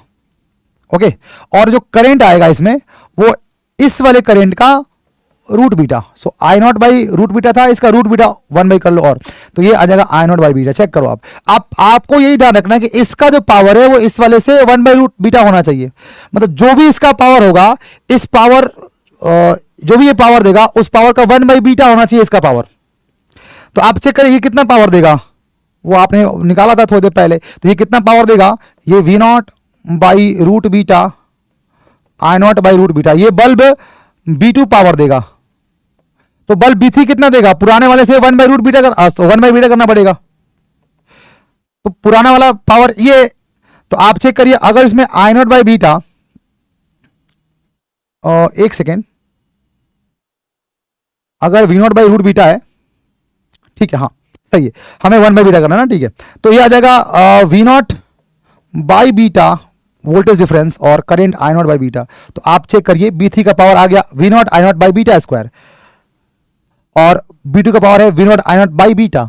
तो मैंने क्या कहा था कि इसका जो पावर है पहले वाले का 1 बीटा आना चाहिए अकॉर्डिंग टू क्वेश्चन। हर बल्ब का पावर अपने लेफ्ट मोस्ट, अपने जस्ट लेफ्ट वाले के पावर का 1/β होना चाहिए। तो जाहिर सी बात है यार, करंट को, करंट और वोल्टेज जो है वो ऐसे बटने चाहिए, रूट बीटा के हिसाब से, 1/√β के हिसाब से करंट और वोल्टेज बटना चाहिए, तभी वो पॉसिबल हो सकता है। बस ये बात अगर जैसे ही आप समझ गए कि सर अगर इस बल्ब का पावर रेडिएशन इस वाले के 1/β टाइम्स होना है, तो वोल्टेज √β 1/√β हो जाएगा और करंट इस वाले से 1/√β हो जाएगा। सिमिलरली इस वाले बल्ब का पावर इस वाले बल्ब के पावर के 1/β होना है, तो इस वाले बल्ब के क्रॉस वोल्टेज इस वाले बल्ब के वोल्टेज का 1/√β करना पड़ेगा, और करंट भी इस वाले के 1/√β, बिकॉज करंट और वोल्टेज अगर √β से डिवाइड होंगे तो पावर अपने आप बीटा टाइम्स कम हो जाएगा। कंफर्म है ये, ठीक है ना। चलिए, अब कुछ भी सवाल में नहीं बचा है, मुझे नहीं लग रहा कि कुछ ऐसा अब है जो मुझे बताना चाहिए। अब आप समझदार व्यक्ति हो, अब आप यहां से आंसर निकाल लोगे, ठीक है। तो एक काम कर लेते हैं, है ना, एक काम कर लेते हैं, यहां से यहां तक का पोटेंशियल डिफरेंस एक बार लिख लेते हैं, ठीक है। तो एक बार यहां से यहां तक, यानी कि इस वाले पॉइंट से इस वाले पॉइंट का पोटेंशियल डिफरेंस लिख लीजिए। एक काम कर लेता हूं मैं, नाम लिख देता हूं, नाम नंबर 1, नाम नंबर 2 और नाम नंबर 3। तो अगर मैं, है ना, पॉइंट 2 और पॉइंट 1 के बीच का पोटेंशियल डिफरेंस लिखूं तो मुझे कुछ ऐसा दिखाई दे रहा है। चलो मैं आपको समझा देता हूं अलग से। मैं इस चीज को अलग से दिखा दूं डायग्राम बना के अपने हिसाब से। देखो देखना, पॉइंट 1 और ये ऐसे लगी है बैटरी, और जो नहीं दिख रहा है वो है इंटरनल रेजिस्टेंस, वो दिखा देता हूं मैं, है ना। ये पॉइंट 1 था और ये पॉइंट 2 था, और ये अपना वो बल्ब था, ठीक है। ये अपना सेकेंड बल्ब है, और ये बैटरी है सेकेंड वाली, और इंटरनल रेजिस्टेंस भी तो है इसके पास, जो कि डायग्राम में नहीं दिखाया है बट है तो सही। और ये बल्ब ऐसे है ना। अरे इंटरनल रेजिस्टेंस है ना बैटरी के पास, सवाल तो पढ़ दो सही। अब खूब सारा लगा हुआ है, मुझे इंटरेस्ट नहीं है ना। तो जो नहीं दिखाया डायग्राम के अंदर, वो इस बैटरी का जो इंटरनल रेजिस्टेंस है वो नहीं दिखाया है। सवाल पढ़िए, if the batteries are not ideal, batteries are not ideal मतलब दे हैव इंटरनल रेजिस्टेंस, ठीक है। मैंने यहां पर दिखा दिया। एक चीज और दिखा दिया जाए, ये I0 था, ये मेरे हिसाब से V0/√β था, और ये I0/√β था, ठीक है। और इसको अपन ने V0 कहा था, और ये जीरो पोटेंशियल पर हमने सेट किया था। ये वाला हो गया था V0/β, और ये करंट हो गया था I0/β, और ये पॉइंट नंबर 3 था मेरे लिए, ठीक है। अच्छी बात है, ये बन गया सिंप्लीफाइड डायग्राम। अब हम एक काम करते हैं, पॉइंट 2 और पॉइंट 1 के बीच का पोटेंशियल डिफरेंस लिख लेते हैं। तो पॉइंट 2 पर पोटेंशियल डिफरेंस है V0/√β। I want to write V2 minus V1। तो कैसे लिखेंगे जरा सुनना ध्यान से। V2 यानी पॉइंट 2 का पोटेंशियल विच इज V0/√β। चलिए करंट के साथ, तो करंट के साथ चलेंगे तो पोटेंशियल ड्रॉप इंटरनल रेजिस्टेंस में नेगेटिव लिया जाएगा, माइनस का I0 टाइम्स स्मॉल r, और छोटा से बड़ा प्लस E, पहुंच गए 1 पे बराबर V0। तो मेरे को ये चीज मिल गई। तो V0/β, है ना, और इसको लेफ्ट साइड अगर आप लेकर आएंगे तो V0 दैट इज माइनस का प्लस हो जाएगा। क्या हो रहा है, ये माइनस का E। बहुत ही बढ़िया। देखिए पॉइंट 2 और पॉइंट 1 के बीच का पोटेंशियल डिफरेंस हमने लिख लिया। अब क्या करिए, क्या क्या वेरिएबल्स बचे हमारे पास, क्या क्या अननोन बचा। देखिए अननोन के नाम पर देखिए V0 I0 निकाल चुके हैं पहले ही, मैं बता दे रहा हूं आपको। V0 I0 निकाल के बैठे अपन, और R भी निकला हुआ है पहले से ही, R की जरूरत नहीं है यहां पर, बट V0 I0 पता है अपने को। स्मॉल r और E ये पता नहीं है, तो इक्वेशन एक ही है, वेरिएबल है स्मॉल r और E। क्या किया जाए, एक इक्वेशन और चाहिए अपने को, वो आपको सही तरीके से देखा जाए तो वो आपको मिलेगा पॉइंट 3 और पॉइंट 2 के बीच का पोटेंशियल डिफरेंस लिखने से। सो अगर आप V3 माइनस V2 कर लेते हो तो काम बन जाएगा। यार एक बात बताओ मुझे, है ना, कि इसमें करंट कितना जाएगा। तो इसमें जो भी करंट जाएगा वो आई नॉट और I not by root beta का सम हो जाएगा, है ना। Whatever be the current according to KCL, यही करंट बटा है आई नॉट और I not by root beta में। तो ये जो करंट आएगा ना, ये आएगा I not plus I not by root beta, ठीक है। नाउ स्टार्ट फ्रॉम हियर, इस पॉइंट पर वोल्टेज है V not by beta, V3 is we not by beta, current के साथ करंट यूं जा रहा है, तो आप चलिए इधर ही, तो इंटरनल रेजिस्टेंस में जो ड्रॉप आएगा वो नेगेटिव आएगा R टाइम्स करंट कितना है भैया इस ब्रांच में, तो आई नॉट बाहर निकाल लेता हूं यार, आई नॉट बाहर निकाल लेता हूं, 1 plus 1 by root beta I not plus E, that is equal to V not by root beta, V2 का मान V not by root beta है, ये बनेगा अपने पास। फिर से आप V not by root beta को इधर लेकर आएंगे अपन, तो V not by beta minus V not by root beta, that is equals to, है ना, आई नॉट आर। आप तो एक काम करो, है ना, आप तो एक काम करो, मैंने तो ये काम कर दिया है, एक काम करो आप ना आई नॉट आर को सिर्फ लेकर जाओ, बाकी किसी को मत लेकर जाओ, दिमाग में एक बढ़िया काम चल रहा है। तो आप एक काम करो ना, आप सिर्फ इसको लेकर आ जाओ, ठीक है, माइनस जो भी ये नंबर है उसको लेकर जाओ, आप ई को छोड़ दो यहीं पर, ठीक है, कैसे भी करना, हमें आंसर निकालना बस, 1 बाई रूट बीटा चेक करना, कुछ कैलकुलेशन मिस्टेक ना हुआ, बाकी सब फर्स्ट क्लास है। V not by beta and इस नंबर को इधर लेकर आ गए, सिर्फ इसको उधर भेजा, ई को छोड़ दिया। एक काम करो ना, यहां पर भी वही काम कर लो, आप सिर्फ आई नॉट आर को ना उधर भेज दो, ई को मत भेजो, आप ई को मत भेजो। क्यों सर? अरे मुझे ई का तो काम है, मुझे ई का काम है, ठीक है। तो एक काम करो, इस ई को मत भेजो, बेचा मत भेजो, अरे मेरे भाई इसको खाली लेके जाओ, चक्कर छोड़ो। अब क्या करो, we have 2 equations 2 variables, now it is up to you guys, आपका काम है मैथ्स को सॉल्व करना। अब यहां का मैंने आपके लिए मस्त 2 इक्वेशन तैयार कर दिया है, एक बार यहां और यहां के इन दोनों पॉइंट्स का डिफरेंस निकाल लिया पोटेंशियल का, फिर यहां का। अब दोनों का रेशियो ले लो, रेशियो लेते ही आई नॉट आर कट जाएगा और आपके पास जो भी बचेगा वी नॉट बचेगा और बीटा बचेगा और ई बचेगा।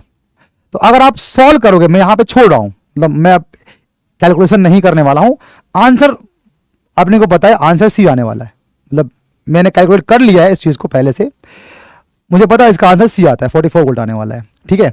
अब तरीका मैंने आपको समझा दिया, अब यहां से आप रेशियो ले लीजिए, है ना, आप इक्वेशन 1 को डिवाइड कर दीजिए 2 से, है ना, इक्वेशन 1 को डिवाइड कर दिए 2 से, तो यहां से ना आपके पास बहुत ही बढ़िया रिजल्ट आ जाएगा, है ना। आप देखोगे R into I not cut जाएगा, ठीक है। तो या उल्टा कर दीजिए, 2 को डिवाइड कर दीजिए 1 से, को आपकी मर्जी यार, आप क्या कर रहे हो ना, आसान लगने के लिए जो आपको बन बैठे आप कर सकते हैं।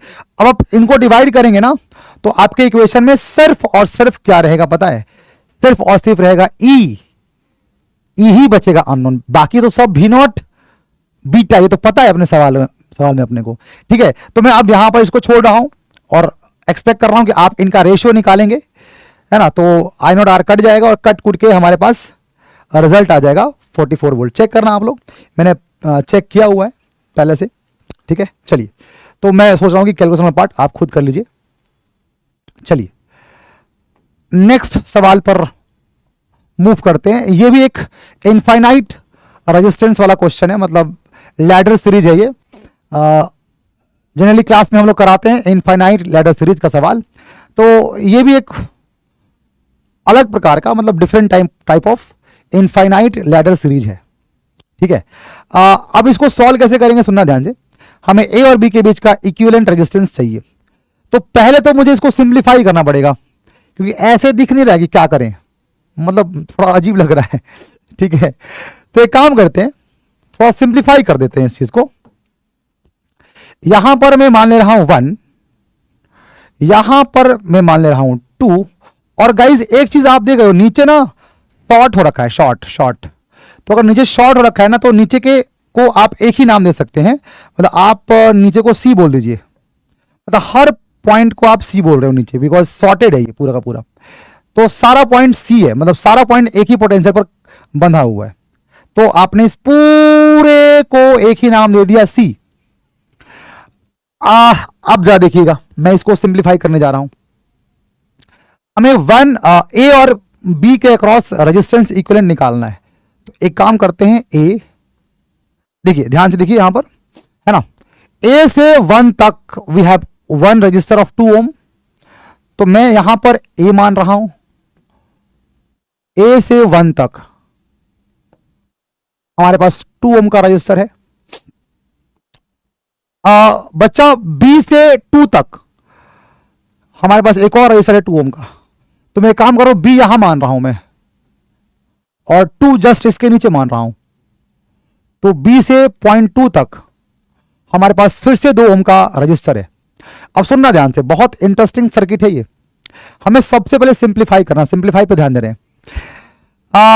ए से 1 तक 2 ओम, बी से 2 तक 2 ओम, है ना। मैं एक काम कर रहा हूं, मैं लेफ्ट साइड में ए के साथ जुड़ा हुआ रेजिस्टेंसेस रखना चाहता हूं और राइट साइड में बी के साथ जुड़ा हुआ रेजिस्टेंस रखना चाहता हूं, तो इसलिए मैंने लेफ्ट साइड ए और राइट साइड बी कर दिया।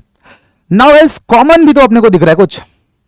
आप देखिए ये वाला पॉइंट कॉमन है, तो कॉमन का मतलब होगा क्या, देखो ध्यान से, मतलब 1 से लेकर कॉमन सी तक रजिस्टर है। अब इसका नाम कुछ अलग हो जाएगा फिर। अब आप चेक करिए, these are the different points, but उन सारे डिफरेंट पॉइंट्स से कॉमन तक आप समझिए ना, ऊपर के सारे पॉइंट्स अलग अलग पोटेंशियल पर होंगे, बट नीचे का सारा पॉइंट सेम पोटेंशियल पर है। मतलब हमें एक कॉमन पोटेंशियल वाली लाइन ड्रॉ करनी चाहिए। तो हमने क्या करा, हमने कॉमन पोटेंशियल वाली लाइन ड्रॉ कर दी सीधा सीधा। भैया देखो, ये अपनी कॉमन पोटेंशियल की लाइन है। जरा ध्यान से देखिएगा, जो आपने पॉइंट सी बोल रखा था वो ये है। अब आप सुनिए ध्यान से, देखिए 1 से कॉमन तक 4 ओम है, 1 से कॉमन तक 4 ओम है, तो ये 1 है और ये अपना कॉमन लाइन है, तो 1 से 4 ओम। अब सुनिए ध्यान से, 2 से कॉमन, ये पूरा कॉमन है ना, तो 2 से कॉमन तक 4 ओम है, तो 2 से ये 2 है और ये कॉमन लाइन है, तो 2 से कॉमन तक फिर से 4 ओम, 4 ओम। अब सुनिए ध्यान से, तो आपने किन किन को उड़ा दिया, देखिए आपने इनको उड़ा दिया, आपने इनको उड़ा दिया, आपने इनको उड़ा दिया। अब देखिए 1 से, अब ये एक अलग पॉइंट है, 1 से 3 है ये, आप इसका नाम 3 रख लीजिए। तो 1 से 3 तक एक 2 ओम का रजिस्टर है, तो आप 1 से 3, तो 3 कहीं नीचे मानिए आप, तो 1 से 3 तक 2 ओम। देखिए ध्यान से, 1 से 3 तक 2 ओम, 3 से कॉमन तक 4 ओम, 3 से कॉमन तक 4 ओम, तो 3 और ये कॉमन, सो 3 से कॉमन तक 4 ओम। अच्छा ये हो गया। ये 2 है तो इसको मान लीजिए 4, है ना, ये 1 3 2 4, तो देखो 2 से 4 तक 2 ओम है, तो 2 से 4, तो 4 हम नीचे मानेंगे, मतलब जितने इवन पॉइंट्स हैं वो एक साइड, ऑड पॉइंट्स को एक साइड लिख लिया मैंने। 2 से 4 2 ओम। अब आप चेक करिए, 2 से 4 2 ओम को आपने रिप्रेजेंट कर दिया है। अब 4 से कॉमन, ये कॉमन है ना, 4 से कॉमन तक 4 ओम है, तो 4 पॉइंट से कॉमन तक ये 4 पॉइंट है और ये कॉमन लाइन तो ये है अपनी 4 ओम। आप चेक करेंगे ना, तो हमें अब यही रिपीट करता जाएगा। आप चेक करेंगे रिपीट करता जाएगा, मतलब अगला एक रजिस्टर ऐसा आएगा 2 ओम का, और फिर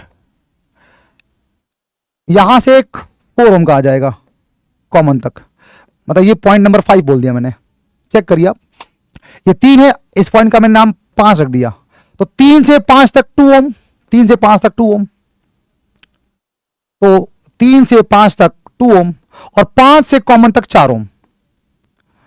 3 से 5 तक 2 ओम, 5 से कॉमन तक 4 ओम।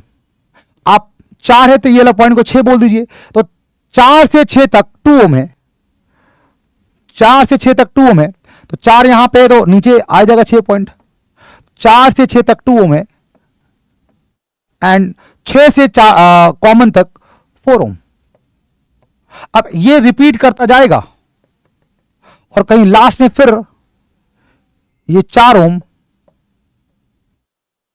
और ये 4 ओम, ये रिपीट करता जाएगा ऐसा।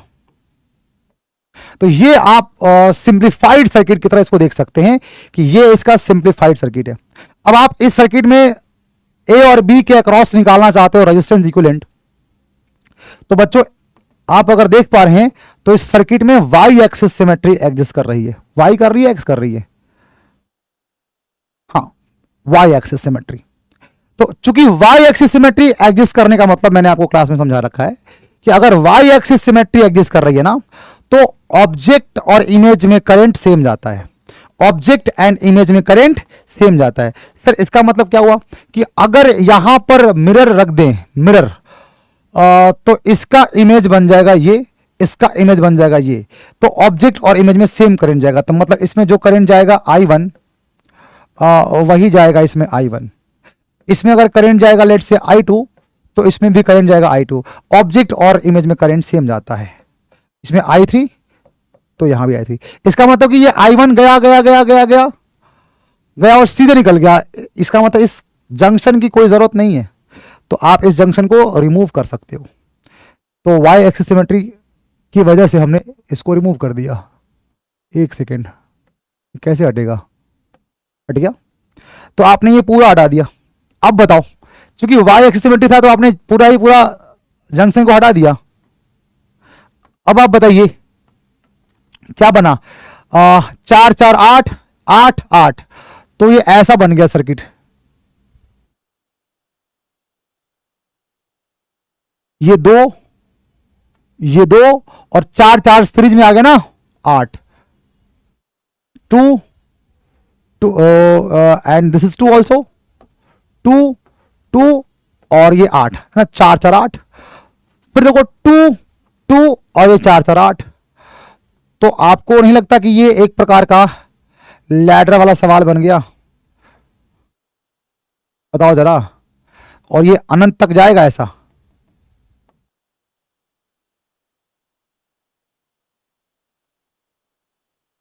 बताओ। 2 2 एंड 8। तो अब यहां से अपने को इक्विवेलेंट रेजिस्टेंस चेक करना है। तो अगर ये x आ रहा है, ये अब तो जानते हो ना यार, आप तो कर लोगे ना। ये एक इनफाइनाइट लेटर बन गया, तो इसको तो हमें सॉल्व करने आता ही है कि अगर यहां से रेजिस्टेंस x है तो यहां से भी अगर अपन चेक करें, यहां से भी, तो भी रेजिस्टेंस अपने को x दिखाई देगा। ये तो अब जानते हैं ना अपन। तो इस लैडर को हम बड़े आराम से सॉल्व कर सकते हैं, है ना। अगर ए बी के क्रॉस रेजिस्टेंस x है तो एक कड़ी छोड़ दें तो बचा हुआ सेम लैडर दिखाई देगा, तो हमें लगेगा कि बचा हुआ भी x ओम का ही रेजिस्टर है। तो ये काइंड ऑफ ऐसा बन जाता है ना, ये ऐसा बन जाएगा।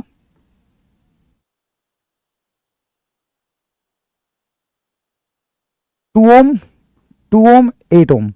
और आप ए बी के क्रॉस अगर रेजिस्टेंस आपको x दिखाई दे रहा था, x ओम, तो जाहिर सी बात है भैया, एक कड़ी छोड़ के भी देखते हैं ना अपन। देखो यहां से 282 का रिपीटेशन है, तो अगर एक कड़ी छोड़ भी दे अपन तो उसके बाद भी तो 282 का रिपीटेशन आ रहा है।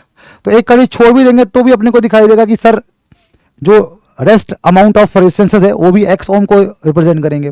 तो यहां से भी देखेंगे तो x, और एक कड़ी छोड़ देंगे तो भी रिमेनिंग पोर्शन x ओम ही बन जाएगा। तो रिमेनिंग पोर्शन को हम x ओम बना के यहां डाल देंगे। तो बस देख लीजिए क्या आ रहा है। तो ए बी के क्रॉस नेट रेजिस्टेंस x ओम बराबर 8 और x का पैरेलल, है ना, 8 पैरेलल x प्लस ये दोनों हो जाएंगे पैरेलल और इनका कॉम्बो इनके साथ हो जाएगा सीरीज में +4। तो आप ये सॉल्व कर सकते हैं। x ओम बराबर 8x upon 8 plus x plus 4, तो ये आ जाएगा 8x plus x square, 8x और चौका 32 प्लस 4x। एक बार चेक करना आप लोग। 8x प्लस एक्स स्क्वायर बराबर 8x और 8 का 32 और 4x, बिल्कुल सही है। ये कट जाएगा यहाँ पे, 8x कट जाएगा यहाँ पे, तो अपने को मिलेगा x square minus 4x minus 32 बराबर 0। तो ये 4 और 8 में बढ़ जाएगा ना, तो एक्स स्क्वायर माइनस का माइनस का 8x और प्लस का 4x माइनस का कितना हो जाएगा, ठीक है ना, 8 का 32, ठीक तो है। तो x कॉमन लें तो x माइनस 8, 4 कॉमन लें तो x माइनस 8। तो यहां से x का मान कितना आ जाएगा, एक तो आएगा -4, वो तो लेंगे नहीं, एक आएगा +8। तो x का मान -4 रिजेक्टेड, x का मान 8 ओम एक्सेप्टेड। रेजिस्टेंस नेगेटिव पॉसिबल नहीं है, तो x का मान कितना हो जाएगा 8 ohm. So that is the correct answer 8 ohm. ठीक है, तो देखो आपने जो पढ़ा है उसी को तो इनहांस किया जा रहा है। आपने लैडर सीरीज पढ़ा होगा, थोड़ा सा मॉडिफाई करके ऐसे मिल गया, और क्या। तो चीजें हमें टैकल करनी आनी चाहिए। द थिंग इज दिस, ये नहीं कि हम जो नॉर्मल सवाल करते आ रहे हैं हम उसी पे स्टिक रहेंगे, हम आगे सोचेंगे नहीं, अपने सोच को आगे तक नहीं बढ़ाएंगे, ऐसा थोड़ा ना करना है। अपने को तो अपना सोच जितना हो सके उतना ग्रूम करना है, क्योंकि हम इसी चीज के लिए तो आए हैं। आप किस लिए आए हो? आप अपने सोच को बढ़ाने के लिए आए हो या घटाने के लिए आए हो? ऑब्वियसली बात है, आप चाहते हो कि आपकी सोच और ऊपर जाए, तो वो कैसे पॉसिबल है? आप अपने आप को जकड़ के रखोगे, अपने आप के दिमाग को बांध के रखोगे, तो क्या आपका लेवल हाई हो पाएगा? नहीं। जब तक आप बाउंड्रीज को ब्रेक नहीं करोगे तब तक लेवल हाई नहीं हो सकता। चलिए, ये सवाल ठीक ठाक सवाल है, हीट लॉस के ऊपर आधारित है। हीट लॉस और न्यूटन्स लॉ ऑफ कूलिंग, इनको मिलाकर ये सवाल दिया गया है। एक बार मैं चाहूंगा कि आप लोग, मैं हट जाऊं स्क्रीन से क्योंकि बहुत ही बड़ा सवाल है, तो कितना भी हटूंगा बच ही जाऊंगा थोड़ा बहुत। तो पढ़िए एक बार लैंग्वेज, जब तक आप नहीं पढ़ेंगे तब तक चलिए एक बार पढ़ लीजिए।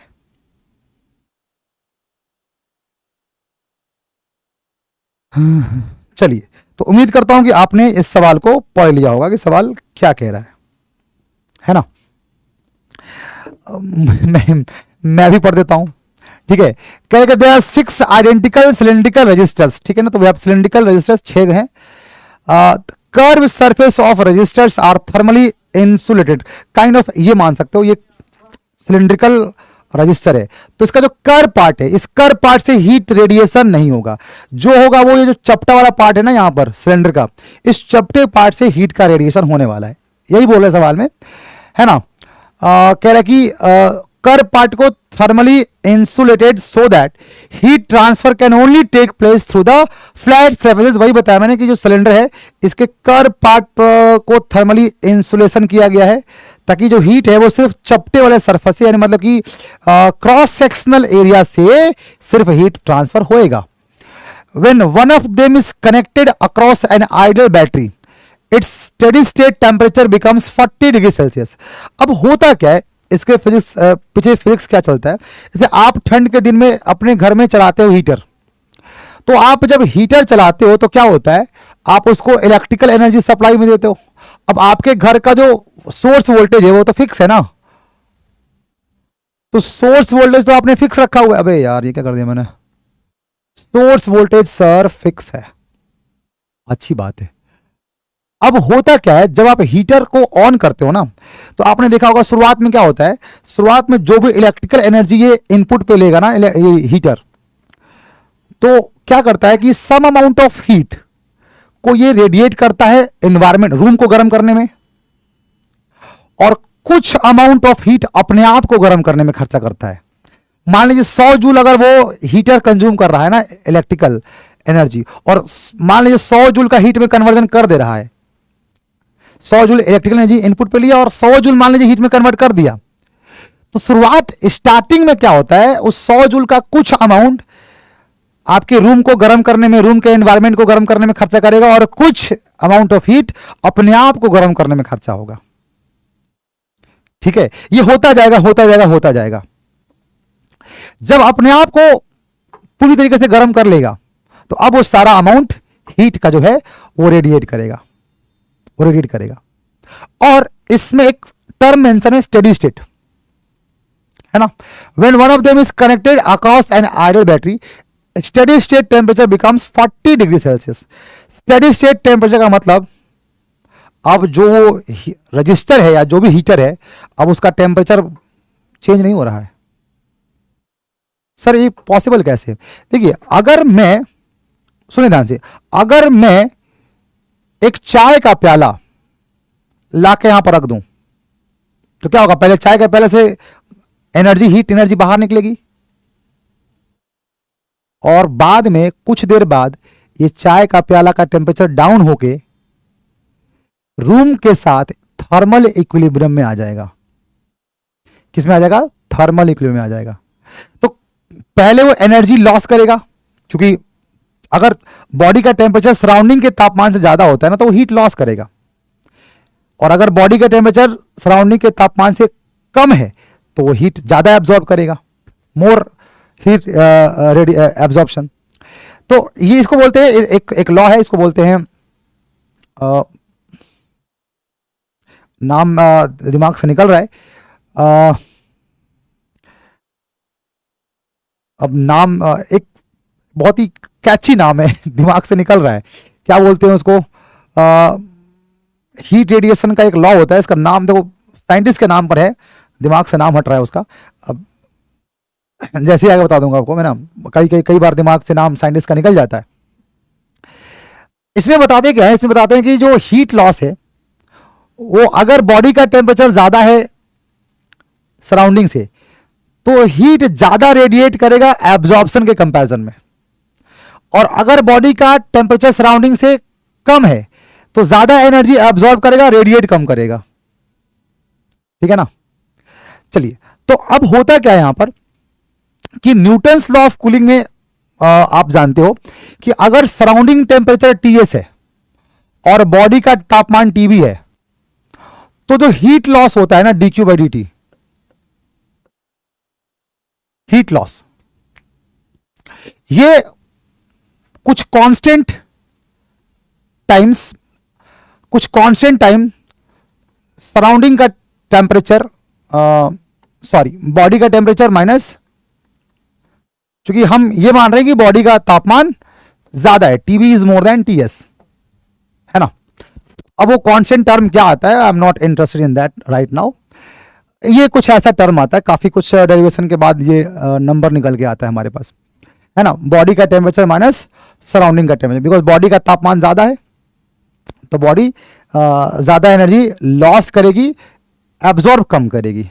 तो हीट लॉस जो करेगी उसका रिजल्ट हमारे पास इतना आता है, न्यूटन्स लॉ ऑफ कूलिंग. मैं यहां पे बगल में लिख देता हूं, it is Newton's law of cooling.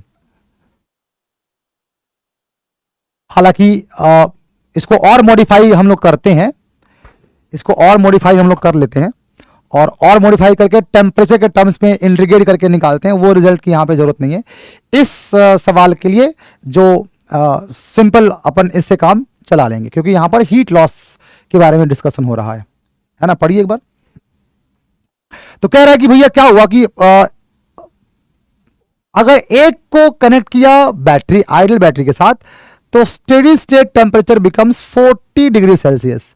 If another two resistor are connected in series and then pack is connected across same battery. एक बार सिंगल बैटरी, अगली बार दो बैटरी को एक साथ. तो दो बैटरी को एक साथ अगर आप जोड़ रहे हो तो कितना आ रहा है steady state temperature? 34 degree Celsius. Now if the remaining three are connected in series and pack is connected across same battery, now साफ साफ लिख रखा है न्यूटन्स लॉ ऑफ कूलिंग यहां पर इन्वॉल्व है. ठीक है ना. चलिए, तो यहां पर हमें न्यूटन्स लॉ ऑफ कूलिंग का जो रियल फार्मूला है वो यहां पर यूज में नहीं आएगा. ठीक है, मतलब dt/t वाला फार्मूला यहां पर यूज नहीं होगा, dq/dt वाला फार्मूला यूज होगा. ठीक है, चलिए आइए तो इस्तेमाल करें. बहुत ही सिंपल सा है यार. ये Q जो है वो हीट एनर्जी, ध्यान रखना है ना. तो आप सोचिए, हीट लॉस बोलते हैं इसको. तो आप जरा सोचिए कि अगर मैं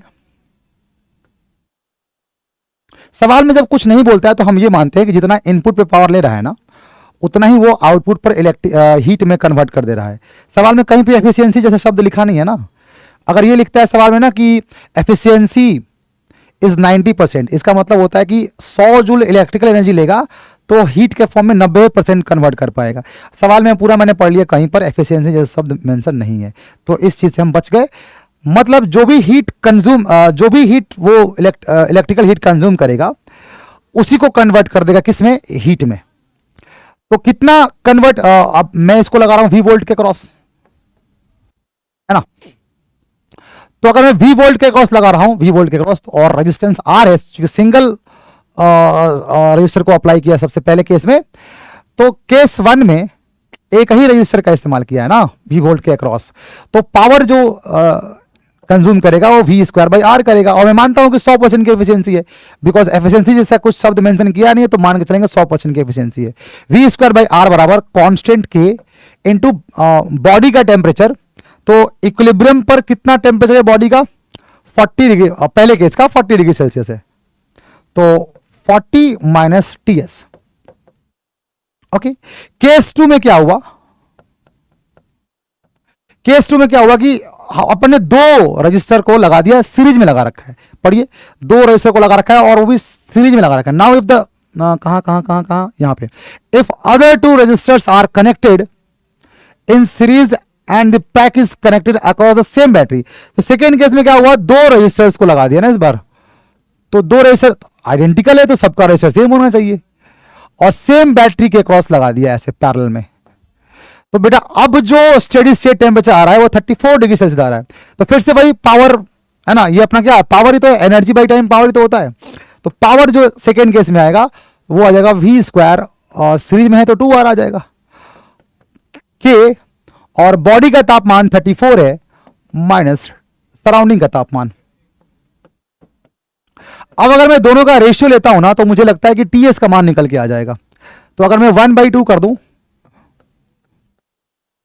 तो पहले केस में V²/R था, सेकेंड केस में V²/2R है, बराबर फर्स्ट केस में K टाइम्स 40 माइनस TS था, सेकेंड केस में K टाइम्स 34 माइनस TS है। अब ये फॉर्मूला आपको न्यूटन्स लॉ ऑफ कूलिंग में सिखाया गया होगा, मैं इसमें बहुत ज्यादा ज्ञान देना चाहता नहीं हूं फिलहाल। V² से V², R से R, तो ये आ जाएगा 2 और 34 68 माइनस 2 TS, 40 माइनस TS, तो 68 और 40 घट जाएगा ना, तो 28 हो जाएगा, 28 डिग्री सेल्सियस बराबर TS। तो TS सराउंडिंग तापमान का मान हमें मिल गया। क्यों, हु इज कॉलिंग मी, क्या बात हो गई भाई, एक सेकेंड है ना, चलिए ठीक है, पता नहीं किसका कॉल आ रहा है। ओके, तो TS का मान आ गया, सवाल सॉल्व हो गया। अब अगला केस हमें क्या पूछा है, नाउ से पढ़िए, if the remaining 3 are connected in series and pack is connected across the same battery. मेरी क्लास तो नहीं है ना, अच्छा बच्चे ढूंढ रहे होंगे, डाउट क्लियर, समझ गया, बस हो ही गया। चलिए, तो अब 3 है ना, अब 3 को इकट्ठा लगा दिया और बैटरी के साथ लगा दिया।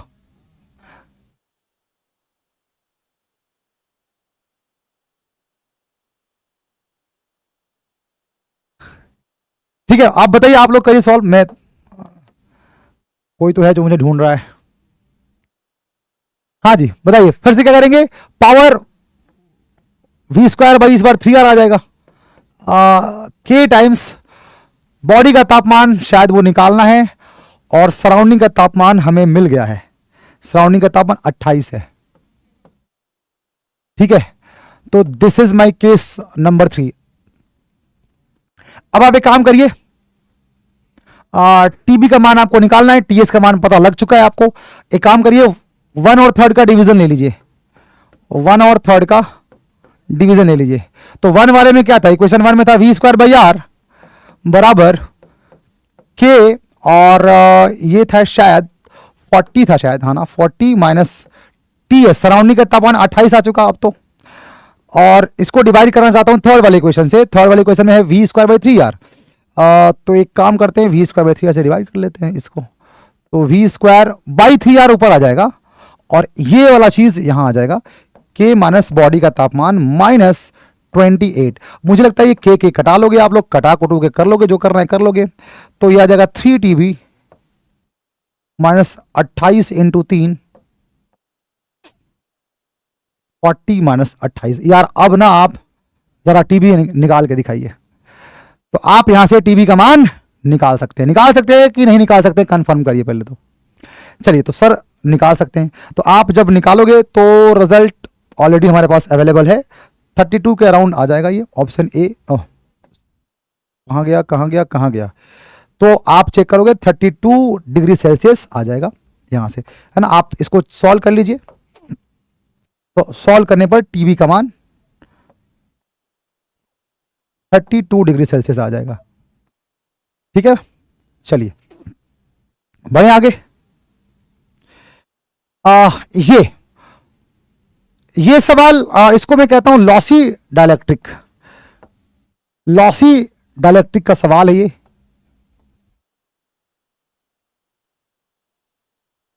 ठीक है बात। इसको तो बहुत जल्द आप फॉर्मूला एक दो को याद है तो आप बहुत जल्द निपटा सकते हैं उसको, मतलब मात्र आपको एक दो को फॉर्मूला याद होना चाहिए। पढ़िए, a thick spherical shell of inner radius A and outer radius B. So inner radius A और बाहर वाला रेडियस बी है, made of material of resistivity rho and dielectric constant K. तो इस मटेरियल का रेजिस्टिविटी रो है और डाइलेक्ट्रिक कांस्टेंट के है। Initially the shell is electrically neutral. पहले सेल वॉज एब्सोल्युटली न्यूट्रल, पहले सेल न्यूट्रल था।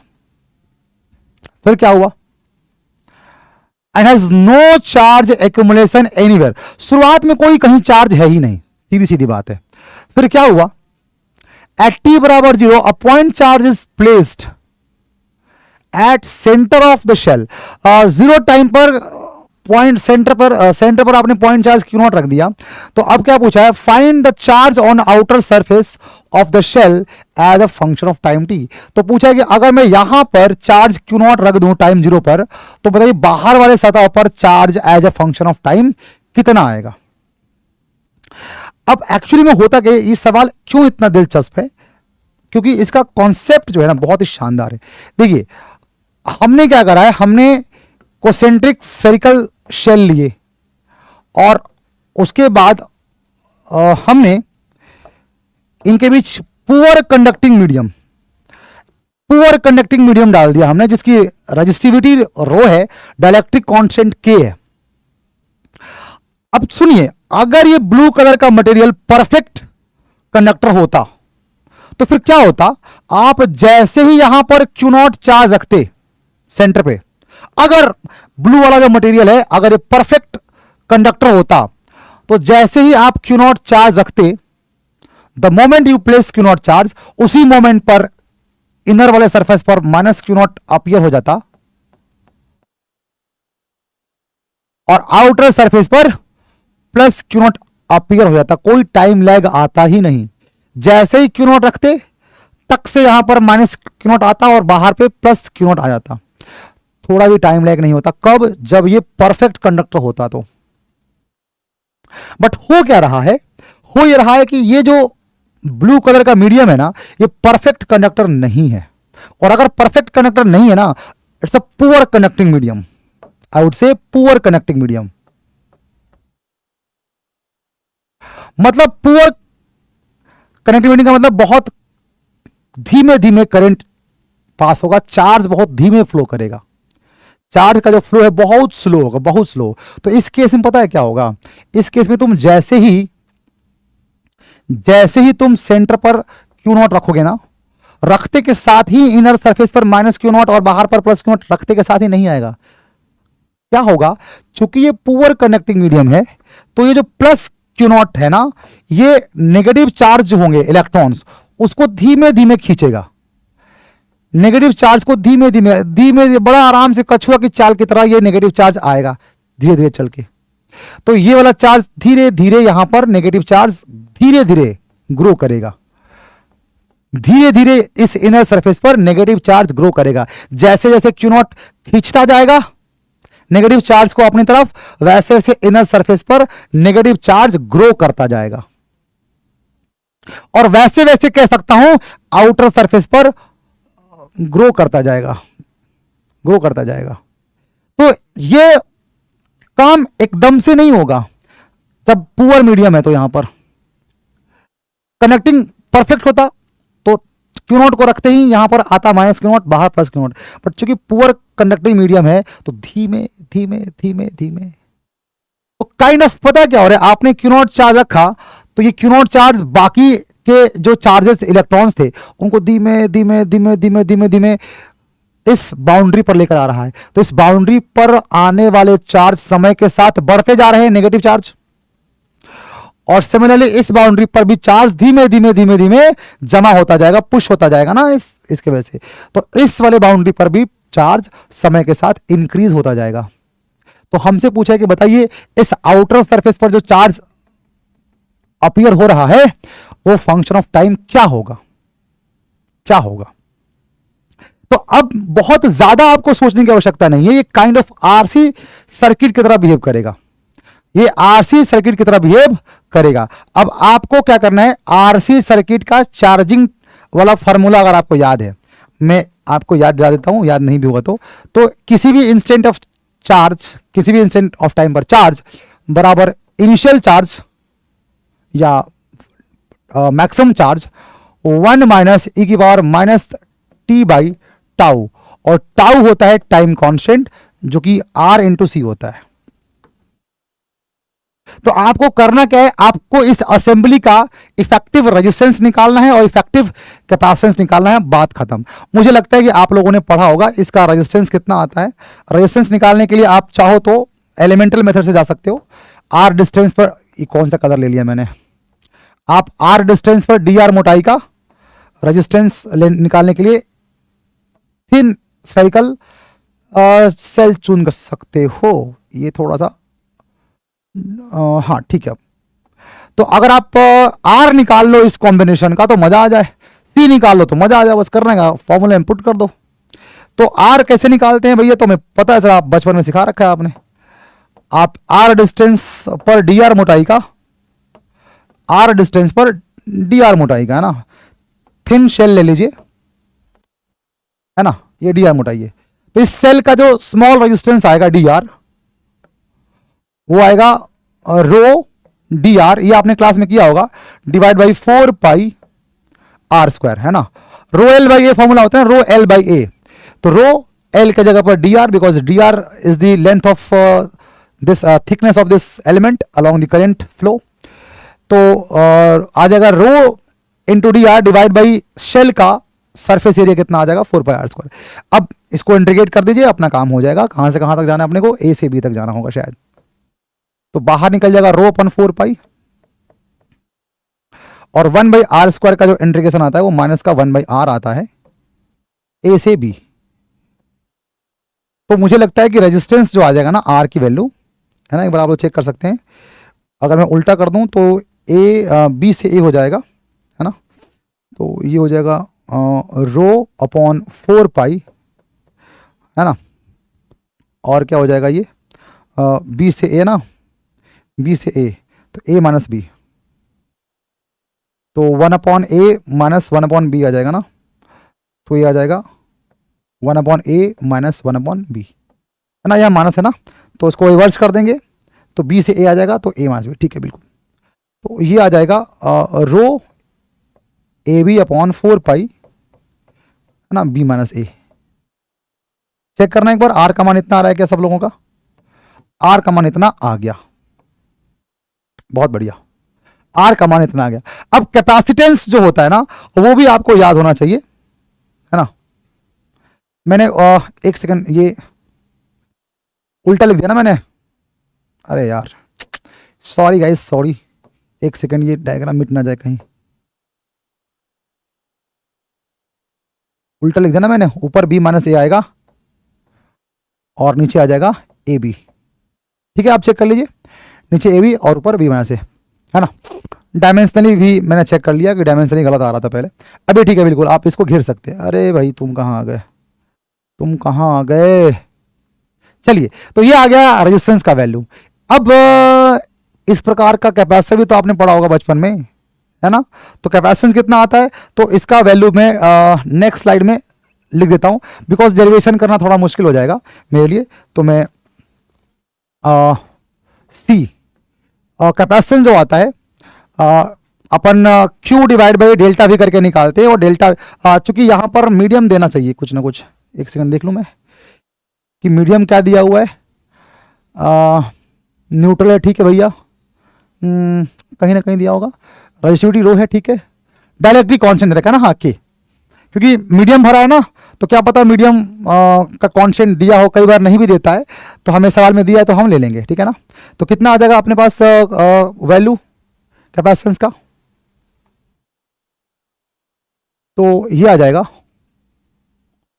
4 pi epsilon not into K A B upon B minus A. एक बार चेक करिए इतना आता है क्या आपने, शायद आपने पढ़ा हो, है ना।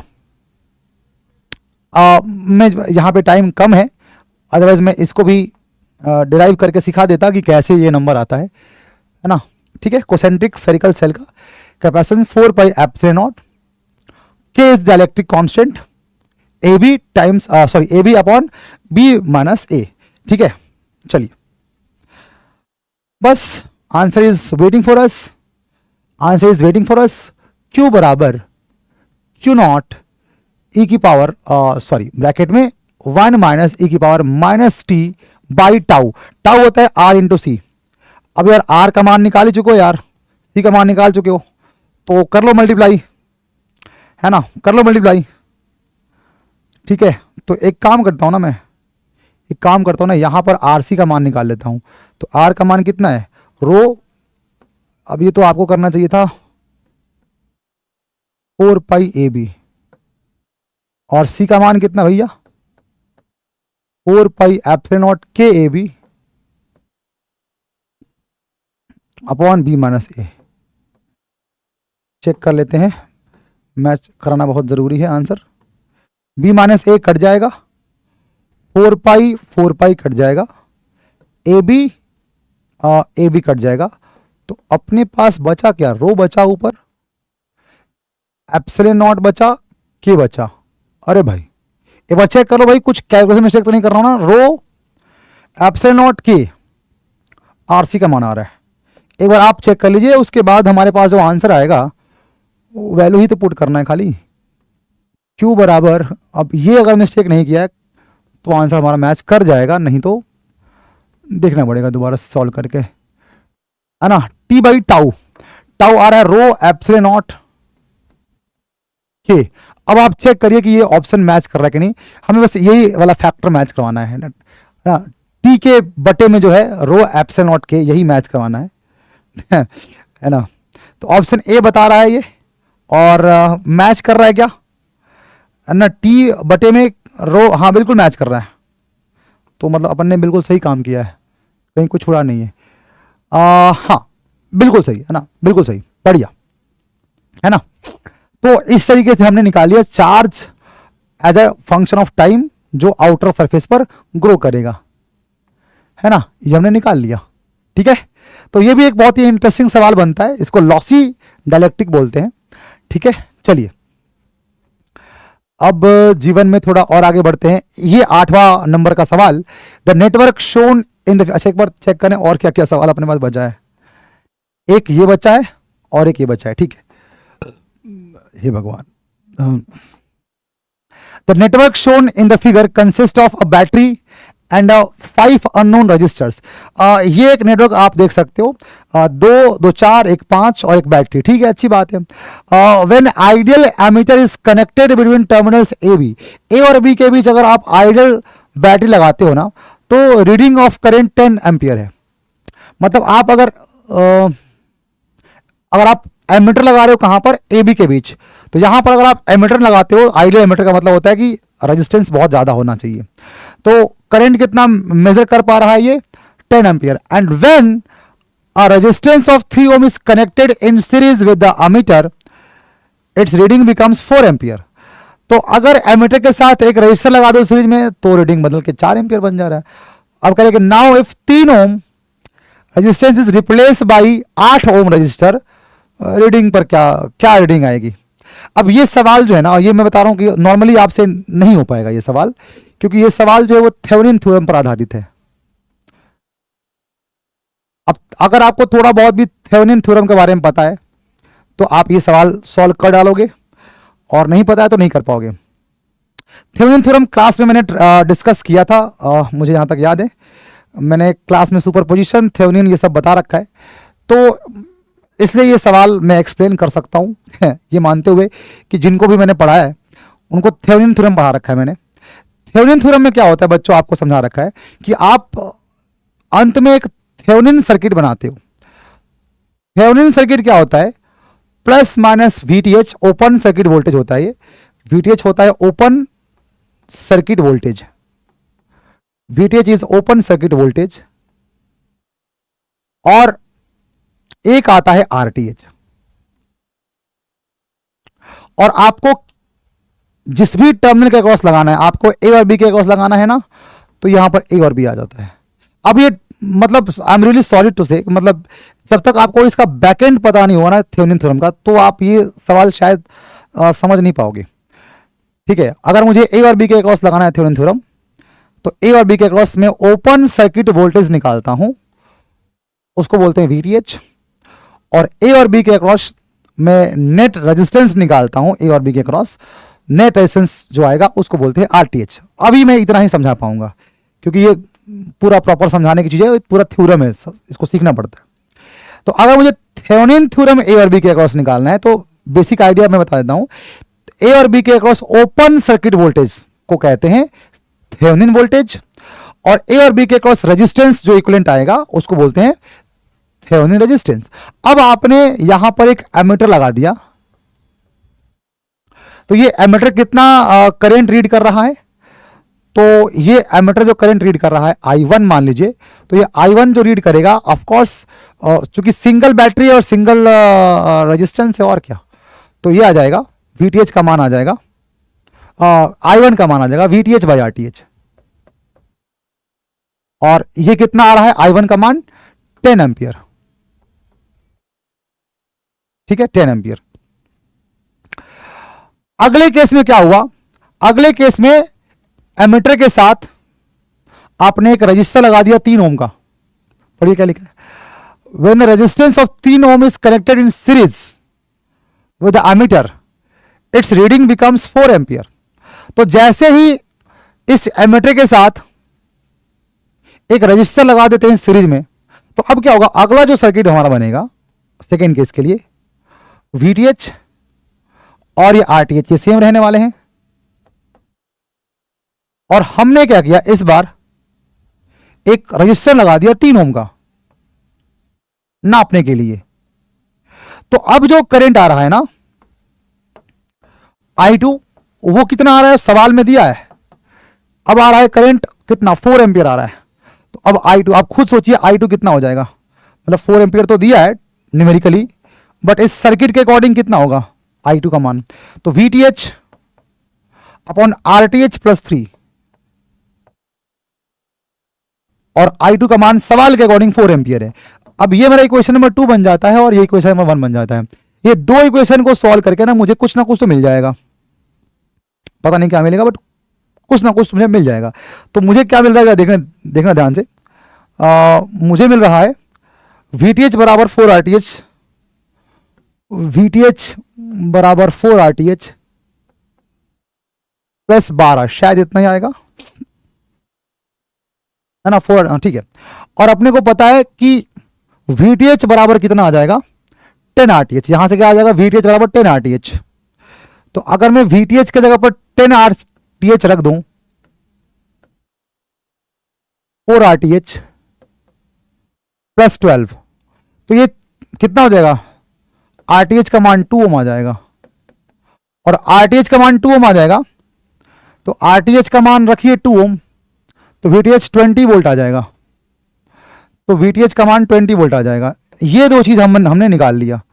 अब ये सवाल में कुछ दम नहीं बचा। अब इन्होंने बोला है कि अगर 3 ओम को हटा दिया जाए, किसके मदद से, 8 ओम की, 8 ओम लगा दिया जाए उसके जगह पर, तो करंट कितना आएगा।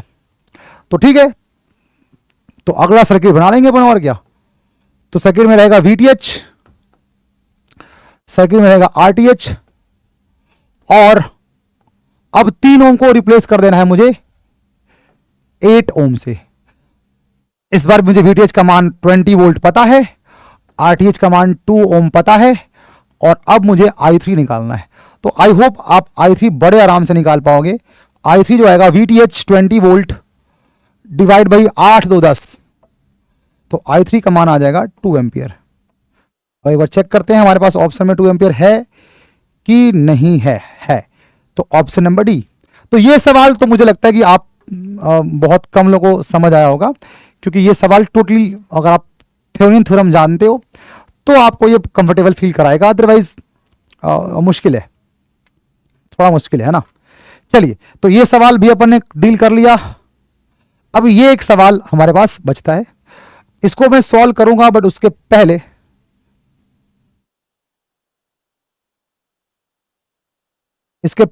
मैं सोच रहा हूं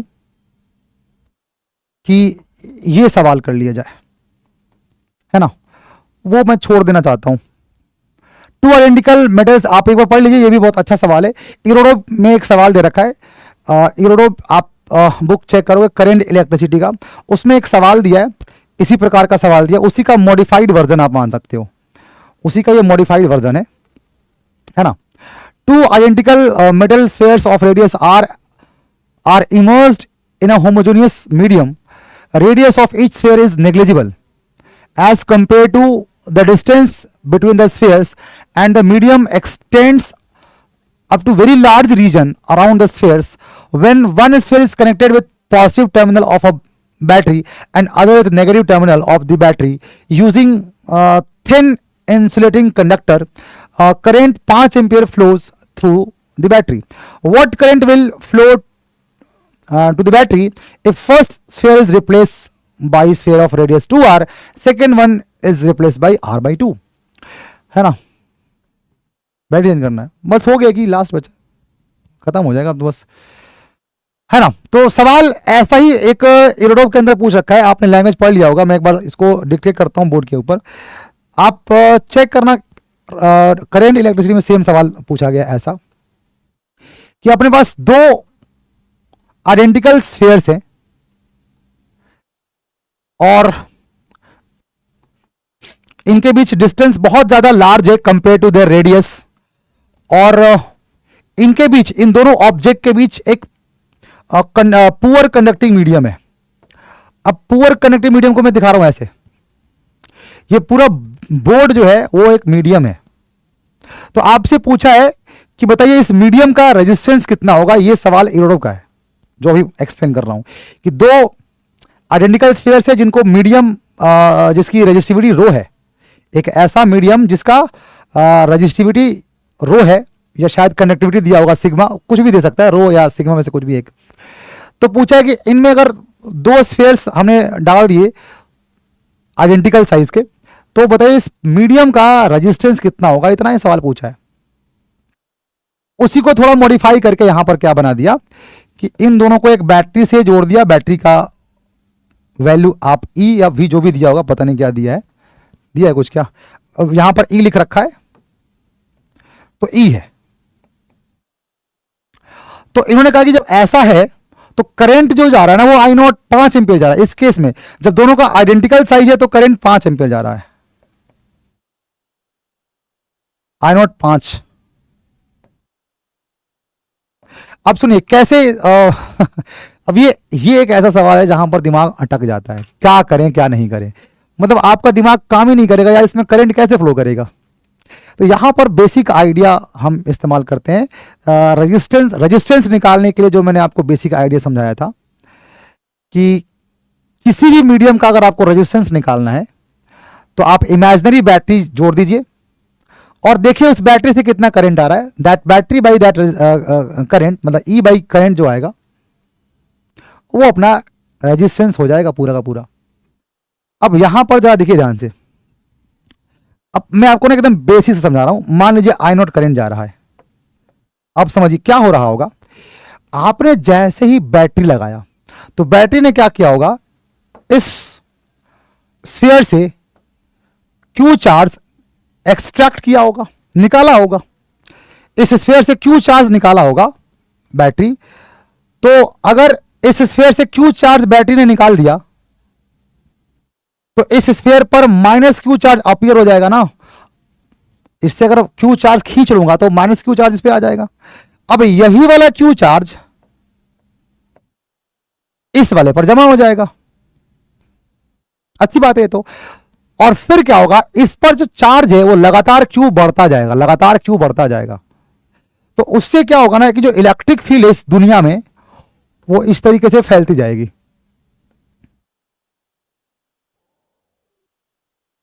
इस तरीके से इलेक्ट्रिक फील्ड फैलती जाएगी। जरा इस चीज को देखिएगा, ऐसे इलेक्ट्रिक फील्ड चारों दिशाओं में इस पूरे मीडियम में प्रोपगेट होती जाएगी। ये बहुत इंपॉर्टेंट है। मैंने एक का बनाया, सेकेंड का आप इनवर्ड दिखा सकते हो, इनवर्ड आएगा। अब मुझे कुछ समझ में नहीं आ रहा कि मुझे क्या करना चाहिए क्या नहीं करना चाहिए। तो मुझे एक चीज समझ में आ रहा है कि करंट निकालना है, ठीक है। तो अगर मैं करंट का माइक्रोस्कोपिक फॉर्म देखूं, क्योंकि करंट मीडियम में फैल रहा है, तो करंट अगर मीडियम में फैल रहा है तो मैं माइक्रोस्कोपिक कॉन्सेप्ट ऑफ करंट से जाऊंगा। J बराबर सिग्मा इंटू ई इलेक्ट्रिक फील्ड। तो J बराबर आ जाएगा, सिग्मा को आप 1/ρ बोल सकते हो बिकॉज सवाल में रो दिया हुआ है, इंटू इलेक्ट्रिक फील्ड। ये एक मुझे इंफॉर्मेशन पहले से पता है। अच्छा, अगर थोड़ा सा और अच्छा काम करें तो J को अपन I/A बोल सकते हैं ना, I/A। तो ये आ जाएगा 1/ρ, I/A को यहां ट्रांसफर कर दीजिए तो E.A आ जाएगा। ये मुझे एक चीज दिख रहा है। अब ये क्या है, सुनो ध्यान से। ये E.A जो है वो फ्लक्स है। अगर मैं इसका क्लोज इंटीग्रेशन ले लूं तो ये फ्लक्स है। आप अगर चेक करो तो इस स्फीयर से इलेक्ट्रिक फील्ड ऐसे फ्लो कर रही है, ऐसे। तो अगर मैं फ्लक्स निकालना चाहूं इस क्लोज सरफेस से तो क्या होगा, जो भी इलेक्ट्रिक फील्ड है इस रेड वाले सरफेस से कितना फ्लक्स मिलेगा, तो ई डॉट, ठीक है, डीएस लिख लेता हूं मैं। तो इसका क्लोज इंटीग्रेशन ही तो आपको फ्लक्स मिलेगा। और ये फ्लक्स क्या होना चाहिए बताओ जरा, Q/ε0 होना चाहिए। और क्या, इस सरफेस के अंदर कितना चार्ज है Q, तो Q/ε0 होना चाहिए। ये मेरे को मतलब एक बात है जो समझ में आ रही है। ठीक है सर, अच्छी बात है ये तो, ये कोई बुराई नहीं है इसके अंदर। तो आइए, तो अब अगर मैं देखूं तो ये I बराबर हमारे पास हो जाएगा 1/ρ and close integration of E dot, जो डी बनेगा वो इस सरफेस के से पास करने वाला नेट फ्लक्स, जो कि क्या आ जाएगा, इसके अंदर का charge by epsilon not, Q/ε0 बन जाएगा। ठीक है, ये इक्वेशन नंबर 2 बोल सकता हूं। अभी भी एक प्रॉब्लम है। आई का मान तो मुझे पता है, आई का मान केस 1 में 5 एम्पीयर दिया है, तो आई का मान मुझे पता है। I am not worry about this. Q का प्रॉब्लम है, क्यू पता नहीं अपने को। तो अगर क्यू पता नहीं है, क्यू मतलब चार्ज, ये चार्ज क्यू कितना है ये अपने को पता नहीं है। बट आप सोचिए, अगर मैं आपसे बोलूं इस स्फीयर और इस स्फीयर, इन दोनों स्फीयर के बीच का पोटेंशियल डिफरेंस कितना होगा, तो आप कहोगे सर इन दोनों स्फीयर के बीच पोटेंशियल डिफरेंस, क्या बात कर रहे हो, वो तो ई होगा जो बैटरी आपने लगा रखा है कि नहीं। बिल्कुल सही कह रहा हूं सर। तो आप एक काम करिए, इस स्फीयर का पोटेंशियल होगा, अगर रेडियस आर है ना, अगर रेडियस आर है इस स्फीयर का, और केस 1 में तो आर ही है ना, सेम ही तो है केस 1 में। तो आप बताइए जरा, मैं अगर पोटेंशियल डिफरेंस इन दोनों स्फीयर्स का लिखना चाहूं तो वो आएगा डेल्टा V पोटेंशियल डिफरेंस। तो इस पर चार्ज Q जमा है, तो KQ/R माइनस, अरे इसका पोटेंशियल V1 है मान लीजिए, इसका पोटेंशियल अनंत के रिस्पेक्ट में V2 है, तो पोटेंशियल डिफरेंस क्या लिखोगे आप, है ना, V2 minus V1 minus V2 high minus low. तो इसका पोटेंशियल KQ/R, और इस वाले का पोटेंशियल कितना हो जाएगा बताओ जरा, माइनस का के क्यू बाई आर होगा ना, नेगेटिव चार्ज आ रखा है ना, तो इसका पोटेंशियल V2 कितना हो जाएगा बताओ? माइनस का के मैंने छोटा लिया ना, हाँ ठीक है, बाई आर। तो बताइए delta V V1 minus V2 करेंगे तो कितना आ जाएगा? तो 2k क्यू बाई आर। तो ये आ गया पोटेंशियल डिफरेंस इन दोनों स्फीयर्स के बीच। अब जो भी पोटेंशियल डिफरेंस इन दोनों स्फीयर के बीच होगा वो एग्जैक्टली किसके बराबर होना चाहिए? इस बैटरी के बराबर, बिकॉज ये बैटरी इनके अक्रॉस लगी है पैरेलल में। So I can write that this value is equals to E, equal to E. ठीक है, बात अच्छी बात है। अब मैं आराम से Q की वैल्यू को रिप्लेस कर सकता हूं, Q की वैल्यू को रिप्लेस कर सकता हूं किस नंबर से? तो देखो I का मान तो I0 है फर्स्ट केस में, तो I का मान छोड़ दिया मैंने I0, that is 1 by rho epsilon not, और Q का मान है ना, यहां से Q का मान कितना हो जाएगा?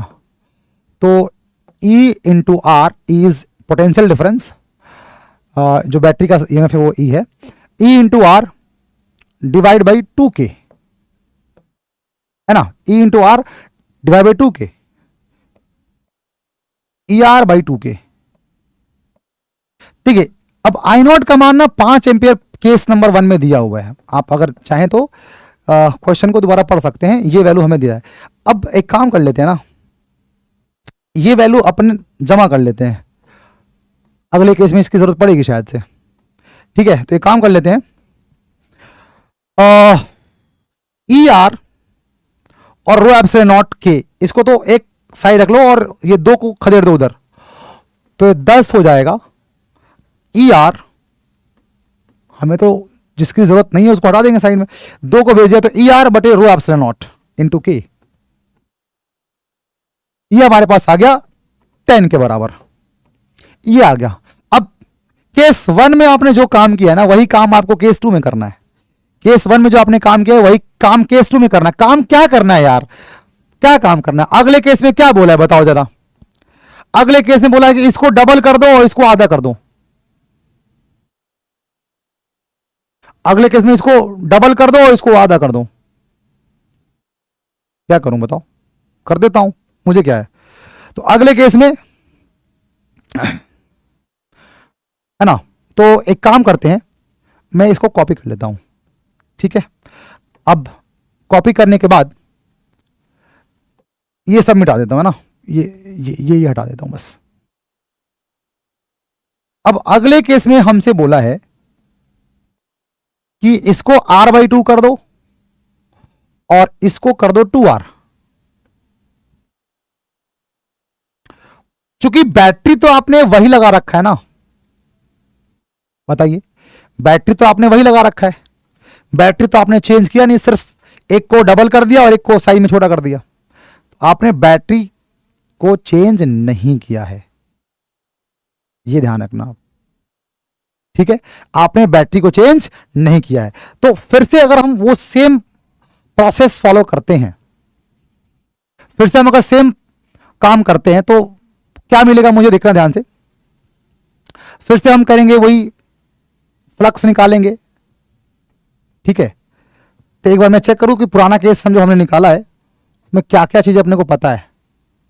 ठीक है, ओके, नाउ फ्रेश का मतलब फ्रेश, तो क्यों ना इसको हम, ठीक है यार, चलिए, ये R/2 है। अब देखने में तो एक बड़ा लग रहा है, मतलब एक बड़ा करना है छोटा करना है, बट देखने में सेम लग रहा है ना, कोई बात नहीं। आइए, बैटरी आपने सेम रखा है, ठीक है। अब हुआ क्या, अगले केस में आपने साइज में डिफरेंस कर दिया, बैटरी को सेम रखा है, ठीक है, ध्यान रखिएगा। तो अगले केस में हो सकता है कि इस गोले से वो अरे यार, इस गोले से कैपिटल Q चार्ज निकाल ले। ये बैटरी इस गोले से, इस सेकेंड केस में कैपिटल Q चार्ज मान लो निकाल लिया, तो ये कैपिटल Q चार्ज ऐसे बहेगा, ऐसे बहेगा, ऐसे बहेगा, ऐसे बहेगा, और वो कैपिटल Q चार्ज यहां पर जमा हो जाएगा, जमा हो जाएगा। फिर से बताइए, सॉरी, कैपिटल Q यहां से निकला है ना, तो यहां पर क्या आ जाएगा, माइनस आ जाएगा ना। इससे कैपिटल Q चार्ज निकल गया तो माइनस Q बचा और यहां पर प्लस Q बचा।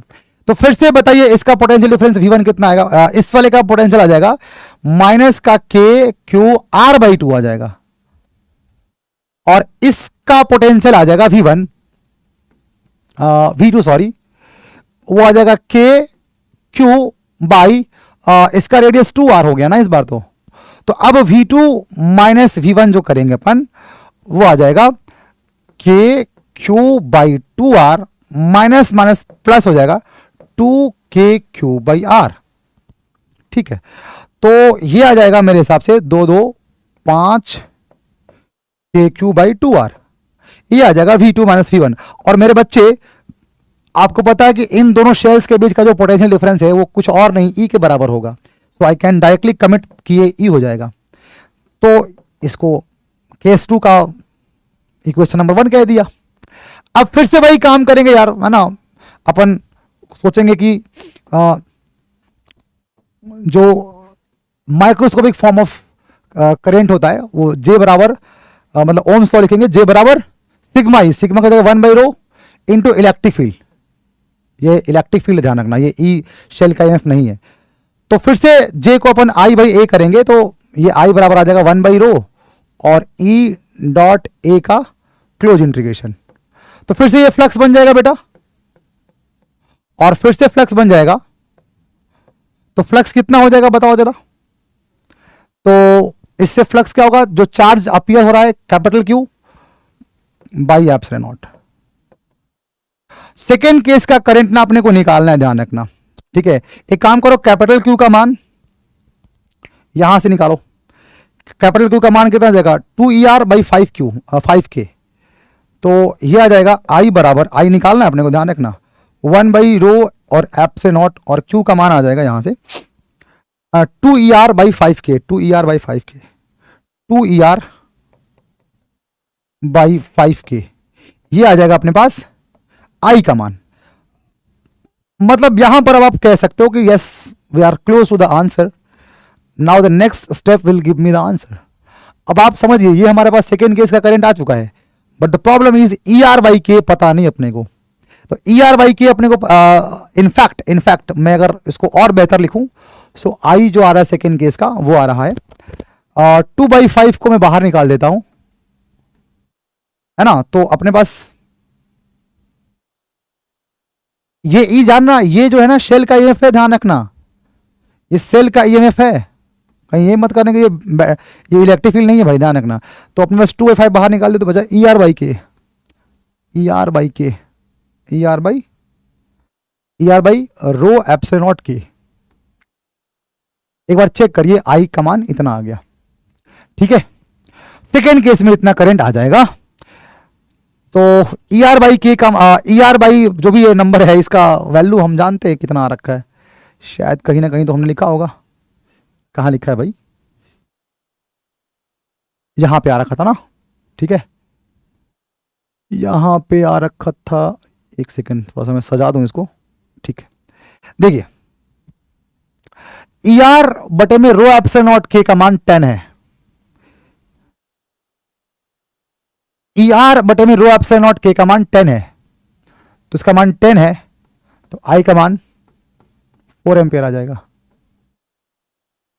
अरे ER by rho epsilon not K का मान देखो ना, केस पहले केस में अपन ने कितना निकाला था, कहां आया था,